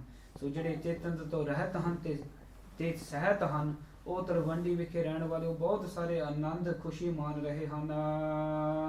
ਪਾ ਪ੍ਰਵੇਸ਼ ਜਬ ਕੋ ਸੁਖ ਕੰਦੂ। ਕਿਉਂ ਕਰਕੇ ਅਕਾਲ ਪੁਰਖ ਵਾਹਿਗੁਰੂ ਸੁੱਖਾਂ ਦੇ ਬੱਦਲ, ਸੁੱਖਾਂ ਦੇ ਦਾਤੇ ਅਕਾਲ ਪੁਰਖ ਵਾਹਿਗੁਰੂ ਨੇ ਸੰਸਾਰ ਤੇ ਪ੍ਰਵੇਸ਼ ਹੋਣਾ ਹੈ। ਅਸ ਜਬ ਬੀਤ ਗਏ 10 ਮਾਸਾ। ਤੇ ਫਿਰ ਜੋ ਮਾਤਾ ਤ੍ਰਿਪਤਾ ਜੀ, ਜੋ ਉਹਨਾਂ ਦੇ ਜੋ 10 ਮਹੀਨੇ ਜਦੋਂ ਬਤੀਤ ਹੋ ਗਏ, ਸਰਦ ਸੁੰਦਰੀ ਇੰਦ ਪ੍ਰਕਾਸ਼ਾ। ਸਰਦ ਰੁੱਤ ਆ ਗਿਆ ਸੀ ਅਤੇ ਬਹੁਤ ਹੀ ਜੋ ਸੁੰਦਰ ਇੰਦਰ ਪ੍ਰਕਾਸ਼ਾ, ਸੋ ਚੰਦਰਮਾ ਪ੍ਰਕਾਸ਼ਮਾਨ ਹੋ ਗਿਆ ਸੀ ਪੂਰਾ। ਬਿਮਲ ਆਕਾਸ਼ ਸੋਹੇ ਗੁਣ ਤਾਰਾ। ਸੋ ਸਰਦ ਰੁੱਤ ਆਉਣ ਕਰਕੇ ਜੋ ਵਿੰਟਰ ਦਾ ਹੈਗਾ ਸੀਜ਼ਨ, ਜਦੋਂ ਸਰਦ ਰੁੱਤ ਆਇਆ ਉਹਦੇ ਆਉਣ ਕਰਕੇ ਬਿਮਲ ਆਕਾਸ਼ ਸੋਹੇ ਗਣ ਤਾਰਾ, ਨਿਰਮਲ ਬੜਾ ਜੋ ਆਕਾਸ਼ ਸੀ ਉਹ ਬੜਾ ਨਿਰਮਲ ਹੋ ਗਿਆ ਸੀ, ਅਤੇ ਜਿਹੜੇ ਤਾਰੇ ਸੀ ਉਹ ਬੜੇ ਚਮਕ ਰਹੇ ਸੀ, ਸ਼ੋਭ ਰਹੇ ਸੀ। ਜਿਮ ਜਗਿਆਸੀ ਔਰ ਆਚਾਰਾ। ਜਿਸ ਤਰ੍ਹਾਂ ਜਗਿਆਸੂ ਜਿਹੜੇ ਸਿੱਖ ਹਨ ਜੋ ਮੁਕਤੀ ਪ੍ਰਾਪਤ ਨੂੰ ਲੱਭਦੇ ਹਨ, ਜਿਹੜੇ ਜਗਿਆਸੂ ਹਨ, ਜਿਸ ਤਰ੍ਹਾਂ ਉਹਨਾਂ ਦੇ ਹਿਰਦੇ ਵਿੱਚ ਜੋ ਗੁਣ ਚਮਕਦੇ ਹਨ, ਇਸ ਪ੍ਰਕਾਰ ਤਾਰੇ ਚਮਕ ਰਹੇ ਸੀ। ਨਿਰਸ ਮੇਘ ਹੋਏਗੇ ਨਿਜ ਦੇਸੂ। ਸੋ ਸਰਦ ਰੁੱਤ ਦੇ ਆਉਣ ਕਰਕੇ ਜਿਹੜੇ ਬੱਦਲ ਸੀ ਉਹ ਜਲ ਤੋਂ ਰਹਿਤ ਹੋ ਗਏ ਸੀ, ਪਾਣੀ ਤੋਂ ਰਹਿਤ ਹੋ ਗਏ ਸੀ। ਸਰਦ ਰੁੱਤ ਆਉਣ ਕਰਕੇ ਸੋ ਪਾਣੀ ਤੋਂ ਰਹਿਤ ਹੋ ਕਰਕੇ ਉਹ ਵੀ ਨਾਸ ਹੋ ਗਏ। ਜਿਮ ਸਤ ਸੰਗਤ ਮਿਟਹਿ ਕਲੇਸੂ। ਸੋ ਭਾਈ ਬਾਲਾ ਜੀ ਇਸ ਤੇ ਦ੍ਰਿਸ਼ਟਾਂਤ ਦਿੰਦਾ ਹੈ, ਜਿਸ ਤਰ੍ਹਾਂ ਜੋ ਮਨੁੱਖ ਆ ਕਰਕੇ ਗੁਰੂ ਦੀ ਸਾਧ ਸੰਗਤ ਵਿੱਚ ਆ ਕਰਕੇ ਉਹਦੇ ਜਿਹੜੇ ਪਾਪ ਹਨ, ਉਹ ਜੋ ਝਗੜੇ ਹਨ, ਦੁੱਖਾਂ ਤਕਲੀਫਾਂ ਹਨ, ਜਿਸ ਤਰ੍ਹਾਂ ਸਤ ਸੰਗਤ ਵਿੱਚ ਆ ਕਰਕੇ ਉਹ ਮਿਟਣਾ ਹੋ ਜਾਂਦੇ ਹਨ, ਨਾਸ ਹੋ ਜਾਂਦੇ ਹਨ, ਇਸੇ ਪ੍ਰਕਾਰ ਸਰਦ ਰੁੱਤ ਦੀ ਆਉਣ ਕਰਕੇ ਜਿਹੜੇ ਬੱਦਲ ਹਨ ਜਲ ਭਰੇ ਉਹ ਪਾਣੀ ਤੋਂ ਰਹਿਤ ਹੋ ਗਏ ਤੇ ਉਹ ਵੀ ਨਾਸ ਹੋ ਗਏ ਹਨ। ਉਰਜ ਮਾਸ ਕੀ ਪੂਰਨਮਾਸੀ। ਸੋ ਕੱਤਿਕ ਦਾ ਮਹੀਨਾ ਸੀ, ਪੂਰਨਮਾਸੀ ਦਾ ਦਿਨ ਸੀ। ਹਾਂਜੀ, ਹਰ ਕੀਰਤ ਸੋ ਜੌਨ ਪ੍ਰਕਾਸ਼ੀ। ਸੋ ਜਿਸ ਤਰ੍ਹਾਂ ਚੰਦਰਮਾ ਇਸ ਪ੍ਰਕਾਰ ਚਾਂਦਨੀ ਇਸ ਪ੍ਰਕਾਰ ਉਹਦੀ ਚੰਦਰਮਾ ਪ੍ਰਕਾਸ਼ ਹੁੰਦਾ ਸੀ, ਜਿਸ ਤਰ੍ਹਾਂ ਅਕਾਲ ਪੁਰਖ ਵਾਹਿਗੁਰੂ ਦੀ ਜੋ ਕੀਰਤੀ ਮਹਿਮਾ ਹੋ ਰਹੀ ਸੀ। ਸੰਬਤ 9 ਖਟ ਸਹਿਸ ਛਬੀਸਾ। ਸੋ ਬਿਕਰਮੀ ਸੰਮਤ 1526 ਸੰਮਤ ਬਿਕਰਮੀ ਸੰਮਤ ਵਿੱਚ ਅਤੇ ਜੋ 1469 ਈਸਵੀ ਵਿੱਚ, ਹਾਂਜੀ, ਭੋ ਅਵਤਾਰ ਪ੍ਰਗਟ ਜਗਦੀਸਾ। ਹਰੀ ਅਕਾਲ ਪੁਰਖ ਵਾਹਿਗੁਰੂ ਜਗਤ ਦੇ ਰਾਜੇ, ਜਗਤ ਦੇ ਦਾਤੇ, ਉਹਨਾਂ ਦੇ ਸਰਗੁਣ ਸਰੂਪ ਤਨ ਤਨ ਸਤਿਗੁਰੂ ਸ੍ਰੀ ਗੁਰੂ ਨਾਨਕ ਦੇਵ ਸਾਹਿਬ ਜੀ ਮਹਾਰਾਜ ਸੰਸਾਰ ਵਿੱਚ ਅਵਤਾਰ ਪ੍ਰਗਟ ਹੁੰਦੇ ਹਨ। ਭਇਓ ਅਚਾਨਕ ਸਭ ਹਨ ਉਸ਼ਾਹਾ। ਤੇ ਅਚਾਨਕ ਹੀ ਅਚਨਚੇਤ ਹੀ ਸਾਰੇ ਲੋਕਾਂ ਵਿੱਚ ਬਹੁਤੀ ਖੁਸ਼ੀ ਹੋ ਰਹੀ ਹੈ, ਬਹੁਤੀ ਖੁਸ਼ੀ। ਬਿਨ ਕਾਰਨ ਮਨ ਲਖ ਨ ਸਕਾਹਾ। ਬਿਨਾਂ ਕਾਰਨ ਤੋਂ ਇੰਨੀ ਖੁਸ਼ੀ ਹੋ ਰਹੀ ਹੈ, ਉਹ ਜਾਣ ਨਾ ਸਕੇ ਕਿਉਂ ਇੰਨੀ ਖੁਸ਼ੀ ਆ ਰਹੀ ਹੈ, ਉਹਨਾਂ ਨੂੰ ਪਤਾ ਹੀ ਨਹੀਂ ਲੱਗਿਆ। ਤਰਾ ਆਕਾਸ਼ ਵਿਖੈ ਜੇ ਬਾਸੀ। ਜੋ ਧਰਤੀ ਤੇ ਵਸਣ ਵਾਲੇ ਲੋਕ ਹਨ, ਆਕਾਸ਼ ਵਿੱਚ ਜਿਹੜੇ ਵਸਣ ਵਾਲੇ ਦੇਵੀ ਦੇਵਤੇ ਹਨ, ਉਹ ਵੀ ਬਹੁਤੇ ਖੁਸ਼ ਮਾਨ ਰਹੇ ਹਨ, ਸਾਰੇ ਖੁਸ਼ੀ ਬਹੁਤ ਹੋਏ ਹਨ। ਸਤਿਗੁਰੂ ਸ੍ਰੀ ਗੁਰੂ ਨਾਨਕ ਸਾਹਿਬ ਮਹਾਰਾਜ ਜੀ ਸੰਸਾਰ ਤੇ ਪ੍ਰਕਾਸ਼ ਹੋਏ ਹਨ। ਮੰਗਲ ਕਰਹਿ ਸਿਮਰ ਅਬਨਾਸੀ। ਅਤੇ ਸਾਰੇ ਬਹੁਤ ਹੀ ਖੁਸ਼ੀ ਵਿੱਚ ਜੋ ਅਕਾਲ ਪੁਰਖ ਵਾਹਿਗੁਰੂ ਦੀ ਸਿਮਰਨ ਕਰਨ ਲੱਗੇ, ਮੰਗਲਾਚਰਨ ਕਰਨ ਲੱਗੇ, ਖੁਸ਼ੀ ਵਿੱਚ, ਆਨੰਦਤਾਈ ਵਿੱਚ। ਲੈ ਨਿਜ ਹੱਥਨ ਸ਼ੰਖ ਬਜਾਏ। ਅਤੇ ਜਿਹੜੇ ਦੇਵੀ ਦੇਵਤੇ ਸੀ ਆਕਾਸ਼ ਵਿੱਚ ਵਸਣ ਵਾਲੇ, ਉਹਨਾਂ ਨੇ ਆਪਦੇ ਹੱਥਾਂ ਵਿੱਚ ਲੈ ਕਰਕੇ ਜੋ ਸ਼ੰਖ ਸੀ ਉਹ ਖੁਸ਼ੀ ਵਿੱਚ ਸਤਿਗੁਰਾਂ ਦੀ ਮਹਿਮਾ ਕਰਨ ਲੱਗੇ, ਵਜਾਉਣ ਲੱਗੇ। ਜੈ ਜੈ ਜੈ ਮੁਖ ਬਚਨ ਸੁਨਾਏ। ਅਤੇ ਇਸ ਪ੍ਰਕਾਰ ਆਪਦੇ ਮੁਖ ਤੋਂ ਜੈ ਜੈਕਾਰ ਸਤਿਗੁਰਾਂ ਦੀ, ਜੈ ਅਕਾਲ ਪੁਰਖ ਵਾਹਿਗੁਰੂ, ਜੈ ਸਤਿਗੁਰੂ ਸ੍ਰੀ ਗੁਰੂ ਨਾਨਕ ਦੇਵ ਸਾਹਿਬ ਜੀ ਮਹਾਰਾਜ, ਜੈ ਅਕਾਲ ਪੁਰਖ ਵਾਹਿਗੁਰੂ, ਇਸ ਪ੍ਰਕਾਰ ਮੁਖ ਤੋਂ ਜੈ ਜੈਕਾਰਾਂ ਕਰਦੇ ਹਨ ਅਕਾਲ ਪੁਰਖ ਵਾਹਿਗੁਰੂ ਦੀ। ਅਮਰਨ ਮਿਲ ਕਰ ਮਲਕ ਸਾਈ। ਸੋ ਇਸ ਪ੍ਰਕਾਰ ਜੋ ਦੇਵੀ ਦੇਵਤੇ ਸੀ ਉਹਨਾਂ ਨੇ ਫਿਰ ਜੋ ਚੰਦਨ ਘਸਾਉਣਾ ਸ਼ੁਰੂ ਕਰ ਦਿੱਤਾ। ਕੁੰਕਨ ਪੁਨ ਅਨੁਸਾਰ ਮਿਲਾਈ। ਅਤੇ ਜਿਹੜਾ ਕਪੂਰ ਹੈ, ਕੇਸਰ ਹੈ, ਉਹ ਵੀ ਵਿੱਚ ਮਿਲਾ ਦਿੱਤਾ। ਉਸ ਪ੍ਰਕਾਰ ਉਹ ਘਸਾਉਣਾ ਕਰਦੇ ਹਨ। ਕਾਲੂ ਕੇ ਮੰਦਰ ਪਰ ਚਰਚਾ ਹੈ। ਅਤੇ ਫਿਰ ਜਿੱਥੇ ਸਤਿਗੁਰੂ ਸ੍ਰੀ ਗੁਰੂ ਨਾਨਕ ਸਾਹਿਬ ਮਹਾਰਾਜ ਜੀ ਪ੍ਰਕਾਸ਼ਮਾਨ ਹੋਏ ਹਨ, ਉਹ ਬਾਬਾ ਮਹਿਤਾ ਕਾਲੂ ਜੀ ਦੇ ਮੰਦਰ ਭਾਵ ਮਕਾਨ, ਉੱਥੇ ਜਾ ਕਰਕੇ ਉੱਥੇ ਛਿੜਕਣਾ ਕੀਤਾ। ਮੁੰਦਾਰਨ ਕੁਸ ਮੰਜਲ ਅਰਚਾ ਹੈ। ਅਤੇ ਫਿਰ ਨਾਲ ਦੀ ਨਾਲ ਜਿਸ ਤਰ੍ਹਾਂ ਪਿਛਲੇ ਹਫ਼ਤਿਆਂ ਵਿੱਚ ਅਸੀਂ ਜੋ ਪ੍ਰਾਗਰਾਜ ਕਲਪ ਬ੍ਰਿਛ ਉਹ ਸਰਵਣ ਕੀਤਾ ਹੈ, ਕਲਪ ਬ੍ਰਿਛ ਤੇ ਬਹੁਤ ਜੋ ਸੁੰਦਰ ਫੁੱਲ ਉੱਥੇ ਕਲਪ ਬ੍ਰਿਛ ਦੇ ਲੱਗਦੇ ਹਨ, ਤੇ ਜਿਹੜੇ ਦੇਵੀ ਦੇਵਤੇ ਹਨ ਉਤੋਂ ਫੁੱਲ ਲੈ ਕਰਕੇ ਬਾਬਾ ਮਹਿਤਾ ਕਾਲੂ ਜੀ ਦੇ ਘਰ ਆ ਕਰਕੇ ਜਿੱਥੇ ਸਤਿਗੁਰੂ ਸ੍ਰੀ ਗੁਰੂ ਨਾਨਕ ਦੇਵ ਸਾਹਿਬ ਜੀ ਮਹਾਰਾਜ ਜੀ ਨੇ ਅਵਤਾਰ ਤਾਰਿਆ, ਉੱਥੇ ਫਿਰ ਫੁੱਲਾਂ ਦੀ ਵਰਖਾ ਕਰਦੇ ਹਨ ਸਤਿਗੁਰਾਂ ਦੀ ਖੁਸ਼ੀ ਵਿੱਚ। ਧਾਇਨ ਸੇਬਿਅਮਾਨ ਕੁਲੀਨਾ। ਅਤੇ ਜੋ ਚੰਗੀ ਕੁਲ ਵਾਲੀ ਜੋ ਮਾਤਾ ਤ੍ਰਿਪਤਾ ਜੀ ਹੈ, ਉਹ ਦਾਈਆਂ ਕਰਕੇ ਸੇਵਾ ਯੋਗ ਹੋ ਗਈ ਹੈ। ਭਈ ਪ੍ਰਸੂਤਾ ਅਤ ਸੁਖ ਲੀਨਾ। ਜਿਹੜੀ ਮਾਤਾ ਤ੍ਰਿਪਤਾ ਹੈ ਉਹ ਵੀ ਬੜੀ ਖੁਸ਼ ਹੋਈ ਹੈ, ਬੜੀ ਪ੍ਰਸੰਨ ਹੋਈ ਹੈ, ਅਕਾਲ ਪੁਰਖ ਵਾਹਿਗੁਰੂ ਦਾ ਸ਼ੁਕਰਾਨਾ ਕਰਦੀ ਹੈ ਕਿ हे ਅਕਾਲ ਪੁਰਖ ਵਾਹਿਗੁਰੂ, ਤੁਹਾਡਾ ਬਹੁਤਾ ਸ਼ੁਕਰਾਨਾ ਹੈ, ਆਪ ਜੀ ਨੇ ਬਹੁਤ ਸੋਹਣਾ ਸੁੰਦਰ ਸੁਪੁੱਤਰ ਆਪ ਜੀ ਨੇ ਦਿੱਤਾ ਹੈ। ਅਸ਼ਟ ਦੀਪ ਦੀਪਤ ਗ੍ਰਹਿ ਜਾਨੋ। ਤੇ ਉਸ ਵੇਲੇ ਜੋ ਬਾਬਾ ਮਹਿਤਾ ਕਾਲੂ ਜੀ ਦੇ ਘਰ ਵਿਖੇ ਸੋ ਪੁਰਾਣੇ ਜ਼ਮਾਨੇ ਵਿੱਚ ਤਾਂ ਇਲੈਕਟ੍ਰਿਸਿਟੀ ਤਾਂ ਨਹੀਂ ਹੁੰਦੀ ਸੀ। ਸੋ ਉਸ ਵੇਲੇ ਜੋ 8 ਦੀਵੇ ਉੱਥੇ ਜਗਦੇ ਸੀ ਬਾਬਾ ਮਹਿਤਾ ਕਾਲੂ ਜੀ ਦੇ ਗ੍ਰਹਿ ਵਿਖੇ। ਛਬ ਕਟ ਗਈ ਬਾਲ ਰਵ ਤੇ ਮਾਨੋ। ਸੋ ਜਿਸ ਤਰ੍ਹਾਂ ਜੇ ਦੀਵੇ ਜੋ ਉਹਨਾਂ ਦੀ ਰੋਸ਼ਨੀ ਉਹ ਜਗਦੀ ਹੋਊਗੀ ਤੇ ਜਦੋਂ ਫਿਰ ਸੂਰਜ ਪ੍ਰਕਾਸ਼ਮਾਨ ਹੋ ਜਾਂਦਾ, ਜਿਹੜੀ ਉਹਨਾਂ ਦੀ ਰੋਸ਼ਨੀ ਹੈ ਉਹ ਘਟ ਜਾਂਦੀ ਹੈ। ਸੋ ਇਸੇ ਹੀ ਪ੍ਰਕਾਰ ਸਤਿਗੁਰੂ ਸ੍ਰੀ ਗੁਰੂ ਨਾਨਕ ਦੇਵ ਸਾਹਿਬ ਜੀ ਮਹਾਰਾਜ ਉਸ ਘਰ ਵਿੱਚ ਪ੍ਰਕਾਸ਼ਮਾਨ ਹੋਏ ਹਨ ਅਤੇ ਜਿਹੜੇ ਉੱਥੇ ਦੀਵੇ ਜੋ ਉਹਨਾਂ ਦੀ ਰੋਸ਼ਨੀ ਹੈ ਉਹ ਘੱਟ ਲੱਗਣ ਲੱਗ ਗਈ। ਨਾ ਤੇਜ ਪ੍ਰਕਾਸ਼ ਹੈ ਅਕਾਲ ਪੁਰਖ ਵਾਹਿਗੁਰੂ ਸ੍ਰੀ ਗੁਰੂ ਨਾਨਕ ਦੇਵ ਸਾਹਿਬ ਜੀ ਮਹਾਰਾਜ ਜੀ ਦਾ। ਦਿਪਤ ਤੇਜ ਜਿਹ ਕਾਂਤ ਅਨੂਪਾ। ਬਾਲਕ ਉਮਰ ਵਿੱਚ ਬਹੁਤਾ ਸਾਰਾ ਜੋ ਤੇਜ ਪ੍ਰਕਾਸ਼ ਹੈ ਅਕਾਲ ਪੁਰਖ ਵਾਹਿਗੁਰੂ ਤੋਂ ਪ੍ਰਕਾਸ਼ ਸ੍ਰੀ ਗੁਰੂ ਨਾਨਕ ਸਾਹਿਬ ਮਹਾਰਾਜ ਜੀ ਤੋਂ ਆ ਰਿਹਾ ਹੈ। ਬਿਸਮੈ ਧਾਏ ਹੇਰ ਸਿਸ ਰੂਪਾ। ਸੋ ਬਿਸਮੈ ਧਾਏ ਹੇਰ ਨਿਸਿਸ ਰੂਪਾ। ਸੋ ਜਿਹੜੀ ਦਾਈ ਸੀ ਉਹਨੇ ਜੋ ਦੌਲਤਾਂ ਦਾਈ ਸੀ, ਜੋ ਦਾਈ ਸੀ ਉਹਨੇ ਸ੍ਰੀ ਗੁਰੂ ਨਾਨਕ ਸਾਹਿਬ ਮਹਾਰਾਜ ਜੀ ਦਾ ਰੂਪ ਵੇਖ ਕਰਕੇ ਬੜੀ ਹੈਰਾਨ ਹੋਈ, ਬੜੀ ਅਚਰਜ ਹੋਈ। ਜਨਮਤ ਮ੍ਰਿਦੁਲ ਬਾਲ ਮੁਸਕਾਈ। ਇੰਨੀ ਹੈਰਾਨ ਹੋਈ ਕਿ ਜਿਹੜੇ ਆਮ ਜੋ ਬੱਚੇ ਜੰਮਦੇ ਹਨ ਉਹ ਰੋਂਦੇ ਹੁੰਦੇ ਹਨ ਜੰਮਣ ਵੇਲੇ, ਤੇ ਜਿਹੜੇ ਸਤਿਗੁਰੂ ਸ੍ਰੀ ਗੁਰੂ ਨਾਨਕ ਦੇਵ ਸਾਹਿਬ ਜੀ ਮਹਾਰਾਜ ਜੀ ਹਨ ਉਹ ਬੜੇ ਮੁਸਕਰਾ ਰਹੇ ਹਨ, ਬੜੇ ਹੱਸਦੇ ਹਨ, ਖੇਡ ਰਹੇ ਹਨ। ਸਗਨ ਕੋ ਸਗਨ ਨਾ ਜਾਣਿਓ ਉਹ ਜਾਈ। ਇੰਨੀ ਹੈਰਾਨ ਹੋਈ, ਉਹਨੂੰ ਇਹ ਨਹੀਂ ਜਾਣਨਾ ਕੀਤਾ, ਉਹ ਕੰਫਿਊਜ਼ ਜੀ ਹੋ ਗਈ ਕਿ ਇਹ ਸਗਨ ਹੈ ਕਿ ਕੁਸਗਨ, ਇਹ ਚੰਗੀ ਚੀਜ਼ ਹੈ ਕਿ ਮਾੜੀ ਚੀਜ਼ ਹੈ, ਕਿ ਸਤਿਗੁਰੂ ਤਾਂ ਹੱਸ ਰਹੇ ਖੇਡ ਰਹੇ ਹਨ। ਅਨਤ ਬਾਲ ਜਨਮਤ ਸਭ ਰਿਤੋ। ਉਹ ਇਸ ਪ੍ਰਕਾਰ ਵਿਚਾਰ ਕਰਦੀ ਹੈ ਆਪਦੇ ਮਨ ਵਿੱਚ ਕਿ ਜਿਹੜੇ ਦੂਸਰੇ ਜੋ ਜਨਮ ਲੈਂਦੇ ਹਨ ਬੱਚੇ ਉਹ ਰੋਂਦੇ ਹੁੰਦੇ ਹਨ, ਤੇ ਜਿਹੜੇ ਸਤਿਗੁਰੂ ਸ੍ਰੀ ਗੁਰੂ ਨਾਨਕ ਦੇਵ ਸਾਹਿਬ ਜੀ ਮਹਾਰਾਜ ਜੀ ਹਨ ਜੀ ਵਿਗਸਤ ਇਹ ਜਿਵ ਆਨੰਦ ਹੇਤੋ। ਇਹ ਬੜੇ ਆਨੰਦ ਵਿੱਚ ਖੁਸ਼ ਨਾਲ ਹੱਸ ਰਹੇ ਖੇਡ ਰਹੇ ਹਨ ਸਤਿਗੁਰੂ ਸ੍ਰੀ ਗੁਰੂ ਨਾਨਕ ਦੇਵ ਸਾਹਿਬ ਜੀ ਮਹਾਰਾਜ, ਜਿਸ ਤਰ੍ਹਾਂ ਆਪਦੇ ਵਿੱਚ ਆਨੰਦ ਹੋਵੇ। ਅਲਪ ਬੁੱਧ ਕਿਉ ਧਾਏ ਲਖਾਹੀ। ਤੇ ਜਿਹੜੇ ਭਾਈ ਬਾਲਾ ਜੀ ਹੁਣ ਇੱਥੇ ਕਹਿ ਸਮਝਾਉਂਦੇ ਹਨ ਜੋ ਸੰਗਤਾਂ ਨੂੰ ਕਿ ਉਹ ਜਿਹੜੀ ਦਾਈ ਹੈ ਉਹ ਥੋੜੀ ਬੁੱਧ ਵਾਲੀ ਹੈ, ਉਹਨੂੰ ਇਸ ਪ੍ਰਕਾਰ ਨਹੀਂ ਪਤਾ ਕਿ ਹਾਂਜੀ ਜਨਮ ਮਰਨ ਇਸ ਪੀਰਾ ਨਾਹੀ। ਇਹ ਜਿਹੜਾ ਜੋ ਅਕਾਲ ਪੁਰਖ ਵਾਹਿਗੁਰੂ ਦਾ ਸਰੂਪ ਸ੍ਰੀ ਗੁਰੂ ਨਾਨਕ ਦੇਵ ਸਾਹਿਬ ਜੀ ਮਹਾਰਾਜ ਹੈ, ਜਿਹੜਾ ਬਾਲਕ ਉਮਰ ਵਿੱਚ ਹੱਸ ਰਿਹਾ ਖੇਡ ਰਿਹਾ ਹੈ ਸ੍ਰੀ ਗੁਰੂ ਨਾਨਕ ਸਾਹਿਬ ਮਹਾਰਾਜ ਜੀ, ਇਹ ਜਨਮ ਮਰਨ ਦੀ ਪੀੜਾ ਤੋਂ ਦੂਰ ਹਨ, ਇਹ ਜਨਮ ਮਰਨ ਵਿੱਚ ਨਹੀਂ ਆਉਂਦੇ, ਇਹ ਅਕਾਲ ਪੁਰਖ ਵਾਹਿਗੁਰੂ ਦੇ ਸਰੂਪ ਹਨ, ਇਹਨੇ ਆਨੰਦ ਸਦਾ ਵਾਸਤੇ ਹਨ ਜੀ। ਦਾਸੀ ਦੌੜ ਦਈ ਸੁਧ ਕਾਲੋ। ਤੇ ਫਿਰ ਜਿਹੜੇ ਘਰ ਦੀ ਦਾਸੀ ਸੀ ਉਹ ਦੌੜ ਕਰਕੇ ਜੋ ਬਾਬਾ ਮਹਿਤਾ ਕਾਲੂ ਜੀ ਨੇ ਜਾ ਕਰਕੇ, ਇਹ ਬਹੁਤ ਖੁਸ਼ੀ ਦੀ ਖਬਰ, ਬਹੁਤ ਆਨੰਦਮਈ ਦੀ ਖਬਰ ਬਾਬਾ ਮਹਿਤਾ ਕਾਲੂ ਜੀ ਨੂੰ ਦੌੜ ਕਰਕੇ ਜਾ ਕਰਕੇ ਦੱਸਣਾ ਕੀਤਾ।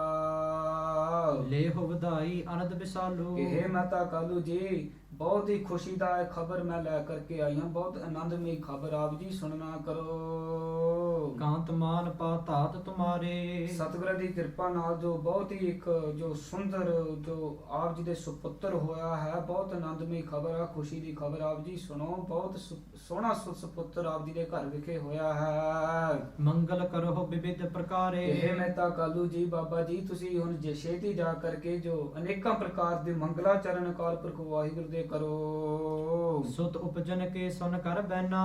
ਫਿਰ ਜਦੋਂ ਬਾਬਾ ਮਹਿਤਾ ਕਾਲੂ ਜੀ ਨੇ ਇਸ ਪ੍ਰਕਾਰ ਜੋ ਦਾਸੀ ਤੋਂ ਇਸ ਪ੍ਰਕਾਰ ਸੁਣਨਾ ਕੀਤਾ, ਹਾਂਜੀ ਮਨੋ ਜਗਤ ਸੁਖ ਪ੍ਰਾਪਤ ਐਨਾ। ਇਸ ਪ੍ਰਕਾਰ ਬਾਬਾ ਮਹਿਤਾ ਕਾਲੂ ਜੀ ਨੇ ਸੁਖ ਮਾਣਿਆ ਕਿ ਜੋ ਸੰਸਾਰ ਦੇ ਸਾਰੇ ਸੁਖ ਹੋਣ, ਉਹ ਆਣ ਕਰਕੇ ਇਸ ਪ੍ਰਕਾਰ ਸੁਖ ਮਾਣਿਆ ਕਿ ਉਹ ਸਾਰੇ ਸੰਸਾਰ ਦੇ ਸੁਖ ਮਹਿਤਾ ਕਾਲੂ ਜੀ ਨੇ ਪ੍ਰਾਪਤ ਹੋ ਗਏ। ਜਨਮ ਰੰਕ ਜਿਉ ਸਦਨ ਸੰਤਾਨਾ। ਸੋ ਇੱਥੇ ਇੱਕ ਹੋਰ ਦ੍ਰਿਸ਼ਟਾਂਤ ਦਿੰਦੇ ਹਨ ਭਾਈ ਬਾਲਾ ਜੀ, ਜਿਸ ਤਰ੍ਹਾਂ ਜੇ ਇੱਕ ਜੋ ਬੱਚਾ ਗਰੀਬ ਪਰਿਵਾਰ ਵਿੱਚ ਜਨਮ ਲਵੇ, ਉਹ ਸਾਰੀ ਉਮਰ ਫਿਰ ਗਰੀਬ ਰਵੇ, ਤੇ ਫਿਰ ਅਚਾਨਕ ਹੀ ਜੋ ਕਲਪ ਬ੍ਰਿਛ, ਜਿਸ ਤਰ੍ਹਾਂ ਪਿਛਲੇ ਹਫ਼ਤਿਆਂ ਵਿੱਚ ਅਸੀਂ ਸਰਵਨ ਕੀਤਾ ਹੈ, ਇਹ ਕਲਪ ਬ੍ਰਿਛ ਦੇ ਥੱਲੇ ਬੈਠ ਕਰਕੇ ਫੁਰਨਾ ਕੋਈ ਕਰੂ, ਕਲਪਨਾ ਕਰੂ, ਉਹ ਪੂਰਾ ਹੋ ਜਾਂਦਾ। ਇੱਥੇ ਇਦਾਂ ਮੰਨਿਆ ਜਾਂਦਾ ਹੈ ਦੇਵਲੋਕ ਵਿੱਚ। ਸੋ ਜਿਸ ਤਰ੍ਹਾਂ ਜੋ ਕੋਈ ਬੱਚਾ ਗਰੀਬ ਪਰਿਵਾਰ ਵਿੱਚ ਗਰੀਬ ਜੋ ਜਨਮ ਲਵੇ ਗਰੀਬ ਪਰਿਵਾਰ ਵਿੱਚ, ਤੇ ਇੱਕਦਮ ਅਚਾਨਕ ਹੀ ਜੋ ਕਲਪ ਵਿੱਚ ਆ ਜਾਵੇ, ਉਹਨੂੰ ਬਹੁਤ ਹੀ ਖੁਸ਼ੀ ਮਾਣੋ, ਬਹੁਤ ਹੀ ਖੁਸ਼ ਹੋਊਗਾ। ਇਸ ਪ੍ਰਕਾਰ ਦ੍ਰਿਸ਼ਟਾਂਤ ਦਿੰਦੇ ਹਨ।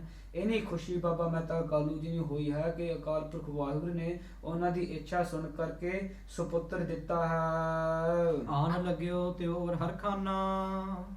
ਇਸ ਪ੍ਰਕਾਰ ਬਹੁਤੇ ਖੁਸ਼ ਹੋਏ ਬਾਬਾ ਮਹਿਤਾ ਕਾਲੂ ਜੀ, ਹਾਂਜੀ ਜਸਪਤ ਜਾਏ ਕੀਨ ਇਸ਼ਨਾਨਾ।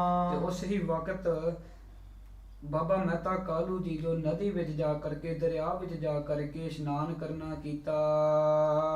ਬਸਤਰਨ ਯੁੱਤ ਜਿਉ ਵੇਦ ਬਖਾਨਾ। ਸੋ ਜਿਸ ਤਰ੍ਹਾਂ ਵੇਦਾਂ ਵਿੱਚ ਲਿਖਿਆ ਹੋਇਆ ਹੈ ਉੱਥੇ ਫਿਰ ਕੱਪੜੇ ਸਮੇਤ ਜੋ ਕੱਪੜੇ ਸਣੇ ਦਰਿਆ ਵਿੱਚ ਜਾ ਕਰਕੇ ਨਦੀ ਵਿੱਚ ਜਾ ਕਰਕੇ ਕੱਪੜੇ ਸਮੇਤ ਇਸ਼ਨਾਨ ਕਰਨਾ ਕੀਤਾ। ਪਰ ਹਲੇ ਸ੍ਰੀ ਗੁਰੂ ਨਾਨਕ ਦੇਵ ਸਾਹਿਬ ਜੀ ਮਹਾਰਾਜ ਜੀ ਨੇ ਜੋ ਗੁਰਮਤਿ ਆ ਕਰਕੇ ਪ੍ਰਕਾਸ਼ ਕਰਨਾ ਜੋ ਗੁਰੂ ਦੀ ਮੱਤ ਹੈ, ਪਰ ਜੋ ਉਸ ਤੋਂ ਪਹਿਲਾਂ ਜੋ ਮਹਿਤਾ ਕਾਲੂ ਜੀ ਨੇ ਵੇਦਾਂ ਵਿੱਚ ਪੜਿਆ ਸੀ ਉਸ ਕਰਕੇ ਕੱਪੜੇ ਸਮੇਤ ਦਰਿਆ ਨਦੀ ਵਿੱਚ ਜਾ ਕਰਕੇ ਜਦੋਂ ਸੁਪੁੱਤਰ ਹੁੰਦਾ ਉਹ ਇਸ਼ਨਾਨ ਕਰਨਾ ਕੀਤਾ। ਔਰ ਪਰਮੇਸ਼ਰ ਕੋ ਕਰ ਧਿਆਨਾ। ਅਤੇ ਫਿਰ ਆ ਕਰਕੇ ਹਰੀ ਅਕਾਲ ਪੁਰਖ ਵਾਹਿਗੁਰੂ ਪਰਮੇਸ਼ਰ ਜੀ ਨੂੰ ਜੋ ਆਪਦੇ ਹਿਰਦੇ ਵਿੱਚ ਧਿਆਨ ਤਾਰਿਆ। ਬੰਧਨ ਕਰਹਿ ਬੰਦ ਜੁਗ ਪਾਨਾ। ਸੋ ਆ ਕਰਕੇ ਬੜੇ ਪ੍ਰੇਮ ਸ਼ਬਦਾਂ ਨਾਲ ਦੋਵੇਂ ਹੱਥ ਜੋੜ ਕਰਕੇ ਅਕਾਲ ਪੁਰਖ ਵਾਹਿਗੁਰੂ ਦਾ ਸ਼ੁਕਰਾਨਾ ਕੀਤਾ ਕਿ ਅਕਾਲ ਪੁਰਖ ਵਾਹਿਗੁਰੂ ਆਪ ਜੀ ਦਾ ਬਹੁਤ ਸ਼ੁਕਰਾਨਾ, ਆਪ ਜੀ ਨੇ ਮੇਰੀ ਇੱਛਾ ਪੂਰੀ ਕੀਤੀ ਹੈ, ਸੁਪੁੱਤਰ ਦੀ ਦਾਤ ਦਿੱਤੀ ਹੈ। ਦੋਵੇਂ ਹੱਥ ਜੋੜ ਕਰਕੇ ਬੰਦਨਾ ਕਰ ਰਿਹਾ ਸੀ ਮਹਿਤਾ ਕਾਲੂ ਜੀ। ਸੋ ਸਾਧ ਸੰਗਤ ਜੀ ਸਤਿਗੁਰੂ ਸ੍ਰੀ ਗੁਰੂ ਨਾਨਕ ਦੇਵ ਸਾਹਿਬ ਜੀ ਨੂੰ ਧਿਆਨ ਕਰਕੇ ਆਪਾਂ ਵੀ ਸਤਿਗੁਰਾਂ ਦੇ ਚਰਨਾਂ ਕਮਲਾਂ ਤੇ ਮੱਥਾ ਟੇਕੀਏ। ਆਖੋ ਤਨ ਤਨ ਸਤਿਗੁਰੂ ਸ੍ਰੀ ਗੁਰੂ ਨਾਨਕ ਦੇਵ ਸਾਹਿਬ ਜੀ ਮਹਾਰਾਜ। ਧੰਨ ਸਤਿਗੁਰੂ ਸ੍ਰੀ ਗੁਰੂ ਨਾਨਕ ਦੇਵ ਜੀ ਮਹਾਰਾਜ। ਹਾਂਜੀ। ਇਹ ਬਿਦ ਜਨਮ ਭਇਓ ਜਗ ਕੁਰ ਕੋ। ਸੋ ਹੁਣ ਕਵੀ ਭਾਈ ਸੰਤੋਖ ਸਿੰਘ ਸਾਹਿਬ ਜੀ ਜੋ ਭਾਈ ਬਾਲਾ ਜੀ ਦੀ ਕਥਾ ਤੋਂ ਲੱਥਾ ਕਰਦੇ ਹਨ, ਇਸ ਪ੍ਰਕਾਰ ਕਥਾ ਕਰਦੇ ਹਨ ਕਿ ਇਹ ਜੋ ਸਤਿਗੁਰੂ ਸ੍ਰੀ ਗੁਰੂ ਨਾਨਕ ਦੇਵ ਸਾਹਿਬ ਜੀ ਮਹਾਰਾਜ ਜੀ ਦੀ ਜੋ ਪ੍ਰਕਾਸ਼ ਦੀ ਕਥਾ ਹੈ ਇਹ ਆਪ ਜੀ ਨੇ ਸੁਣਨਾ ਕੀਤੀ ਹੈ ਸੰਗਤ ਜੀ। ਸੁਖ ਦੇਵਨ ਭਗਤਨ ਪੁਨ ਧਰ ਕੋ। ਉਹ ਸਤਿਗੁਰੂ ਸ੍ਰੀ ਗੁਰੂ ਨਾਨਕ ਦੇਵ ਸਾਹਿਬ ਜੀ ਮਹਾਰਾਜ ਜੋ ਸੰਸਾਰ ਤੇ ਆ ਕਰਕੇ ਆਪ ਦੀ ਧਰਤੀ ਨੂੰ ਅਤੇ ਭਗਤਾਂ ਨੂੰ ਸੁਖ ਦੇਣ ਵਾਲੇ ਹਨ। ਆਗੇ ਜਿਉਂ ਜਿਉਂ ਭਏ ਉਸ਼ਾਹੂ। ਤੇ ਹੁਣ ਜੋ ਅੱਗੇ ਜੋ ਕਥਾ ਆਊਗੀ ਉਹ ਜਿਹੜੀ ਖੁਸ਼ੀ ਹੈ ਪ੍ਰਕਾਸ਼ ਦੀ, ਜੋ ਸਾਰੀ ਖੁਸ਼ੀ ਹੈ ਜੋ ਅੱਗੇ ਜੋ ਕਥਾ ਆਊਗੀ। ਹਾਂਜੀ। ਸੁਨੋ ਕਥਾ ਪਵ ਵੱਡ ਰੁਜਦਾ। ਭਾਈ ਬਾਲਾ ਜੀ ਜੋ ਇੱਥੇ ਜੋ ਦਿਨ ਦੀ ਕਥਾ ਹੈ ਉਹ ਇੱਥੇ ਸਮਾਪਤ ਕਰਦੇ ਹਨ ਤੇ ਕਹਿੰਦੇ ਹਨ ਕਿ ਜੋ ਅੱਗੇ ਸ੍ਰੀ ਗੁਰੂ ਨਾਨਕ ਸਾਹਿਬ ਮਹਾਰਾਜ ਜੀ ਦੀ ਖੁਸ਼ੀ ਦੀ ਕਥਾ ਹੈ, ਜੋ ਸੰਸਾਰ ਦੇ ਰੋਗਾਂ ਨੂੰ ਸਾੜਨ ਵਾਲੀ ਕਥਾ ਹੈ, ਸੁੰਦਰ ਕਥਾ ਹੈ ਸ੍ਰੀ ਗੁਰੂ ਨਾਨਕ ਦੇਵ ਸਾਹਿਬ ਜੀ ਮਹਾਰਾਜ ਜੀ ਦੀ। ਉਹ ਭਾਈ ਬਾਲਾ ਜੀ ਸੰਗਤ ਨੂੰ ਕਹਿ ਰਿਹਾ ਹੈ ਕਿ ਉਹ ਅੱਗੇ ਫਿਰ ਸੁਣਨਾ ਕਰੀਏ। ਸੋ ਸੰਗਤ ਜੀ ਇੱਥੇ ਕਥਾ ਦੀ ਸਮਾਪਤੀ ਹੈ, ਤੀਸਰੇ ਅਧਿਆਇ ਦਾ ਸਮਾਪਤ ਹੈ। ਸੋ ਅੱਗੇ ਜੋ ਸ੍ਰੀ ਗੁਰੂ ਨਾਨਕ ਸਾਹਿਬ ਮਹਾਰਾਜ ਦੇ ਪ੍ਰਕਾਸ਼ ਤੋਂ ਬਾਅਦ ਜਿਹੜੀ ਕਥਾ ਹੈ ਉਹ ਅਗਲੇ ਹਫਤੇ ਸਰਵਣ ਕਰਾਂਗੇ। ਸੋ ਸਤਿਗੁਰਾਂ ਦੀ ਬਹੁਤੀ ਕਿਰਪਾ ਹੋਈ ਹੈ, ਅਸੀਂ ਅੱਜ ਜੋ ਸ੍ਰੀ ਗੁਰੂ ਨਾਨਕ ਸਾਹਿਬ ਮਹਾਰਾਜ ਦੀ ਜੋ ਖੁਸ਼ੀ ਦਾ ਪ੍ਰਕਾਸ਼ ਦੀ ਕਥਾ ਉਹ ਬਹੁਤ ਖੁਸ਼ੀ ਸਤਿਗੁਰਾਂ ਦੀ ਕਿਰਪਾ ਨਾਲ ਸਰਵਣ ਕੀਤਾ ਹੈ। ਸੋ ਕਥਾ ਕਰਦੇ ਹਾਂ ਸੁਣਦੇ ਹਾਂ, ਹੋਈਆਂ ਅਨੇਕਾਂ ਪ੍ਰਕਾਰ ਦੀਆਂ ਗਲਤੀਆਂ ਹੋਣਗੀਆਂ ਹਨ। ਆਪਦਾ ਅਣਜਾਣ ਬੱਚਾ ਸਮਝ ਕਰਕੇ ਮਾਫ ਕਰਨਾ। ਸਤਿਗੁਰ ਕਿਰਪਾ ਕਰਨ ਇਸੇ ਹੀ ਤਰ੍ਹਾਂ ਜੋ ਨਿਰਵਿਘਨਤਾ ਸਹਿਤ ਜੋ ਸੰਪੂਰਨ ਕਥਾ ਹੈ ਉਹ ਆਪ ਕਿਰਪਾ ਕਰਕੇ ਸਹੀ ਢੰਗ ਨਾਲ ਸਤਿਗੁਰਾਂ ਦਾ ਜਸ ਕਿਰਪਾ ਕਰਕੇ ਕਰਵਾ ਲੈਣ। ਸੋ ਥੋੜਾ ਜਿਹਾ ਸੰਖੇਪ ਰੂਪ ਵਿੱਚ ਇੰਗਲਿਸ਼ ਚ ਸਮਰੀ ਦੇਣਾ ਕੋਸ਼ਿਸ਼ ਕਰੂੰਗਾ। So this week we have listened to the katha when so at the start by Shivaram ji, who is Sri Guru Nanak Dev Sahib ji's granddad, they saw Baba Mehta Kalu ji, who is Sri Guru Nanak Dev Sahib ji Maharaj's father. They saw that their Umar had gone a little bit older and that it was time for them to get them married. So Mehta Kalu ji got married to somebody called Mata Tripta ji, who is Sri Guru Nanak Dev Sahib ji Maharaj's mother. And they did a lot of tapasya, jap tap on Akal Purkh Vaheguru. They had a lot of praying for Akal Purkh Vaheguru, and they had an ichha that they wanted a suputra to come into their family. And as we heard in previous weeks as well, by Mehta Kalu ji from previous lives, they did a lot of bhakti, and their ichha was for Akal Purkh Vaheguru to become Pargat in their household. So according to that ichha, Akal Purkh Vaheguru decided that they're going to come into in Mehta Kalu ji's house.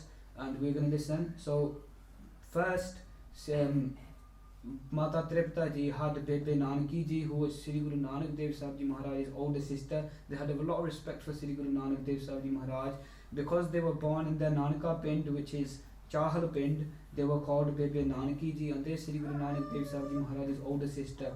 So sometime after that, Sri Guru Nanak Dev Sahib ji Maharaj, Akal Purkh Vaheguru decided that it's the right time to come to the world now. So they came in the form of Sri Guru Nanak Dev Sahib ji Maharaj, and when they were Prakash, the Dai, who is the maid of Mata Tripta ji, she was Haran because this specific baby, he's playing and laughing, whereas other babies, when they're born, they normally tend to cry, whereas this baby is cushy and is a lot of cush and is very happy and is feeling in a state of bliss. She was very shocked.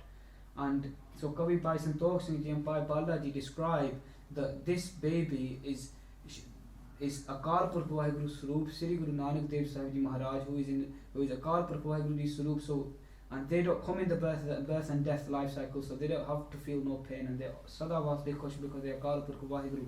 So this qabr, then the das, the helpers of Mata Tripta Ji, they took this qabr to Mehta Kalu Ji and Baba Mehta Kalu Ji, like they had read in the Veds, because obviously Sri Guru Nanak Dev Sahib Ji Maharaj is yet to come and to show the Guru Ji Mata this true way of living, the Sikhi way of living. So from what he's read, Baba Mehta Kalu Ji has read in the previous Veds, they with their clothes on, they went and did an ishnan in the Darya to do Shukrana to Akal Purkh Waheguru. They did a Shukrana to Akal Purkh Waheguru, and they were very happy that a Suputra had come in the household. So after this, we have listened to the Katha. Sri Guru Nanak Dev Sahib Ji Maharaj has become Prakash on the world, that they have come to the world. Everybody in the life that live in Talwandi, they had started to do in Sache Karan, like keeping Pavitrata, telling the truth, keeping to a true way of living, the Sikhi way of living.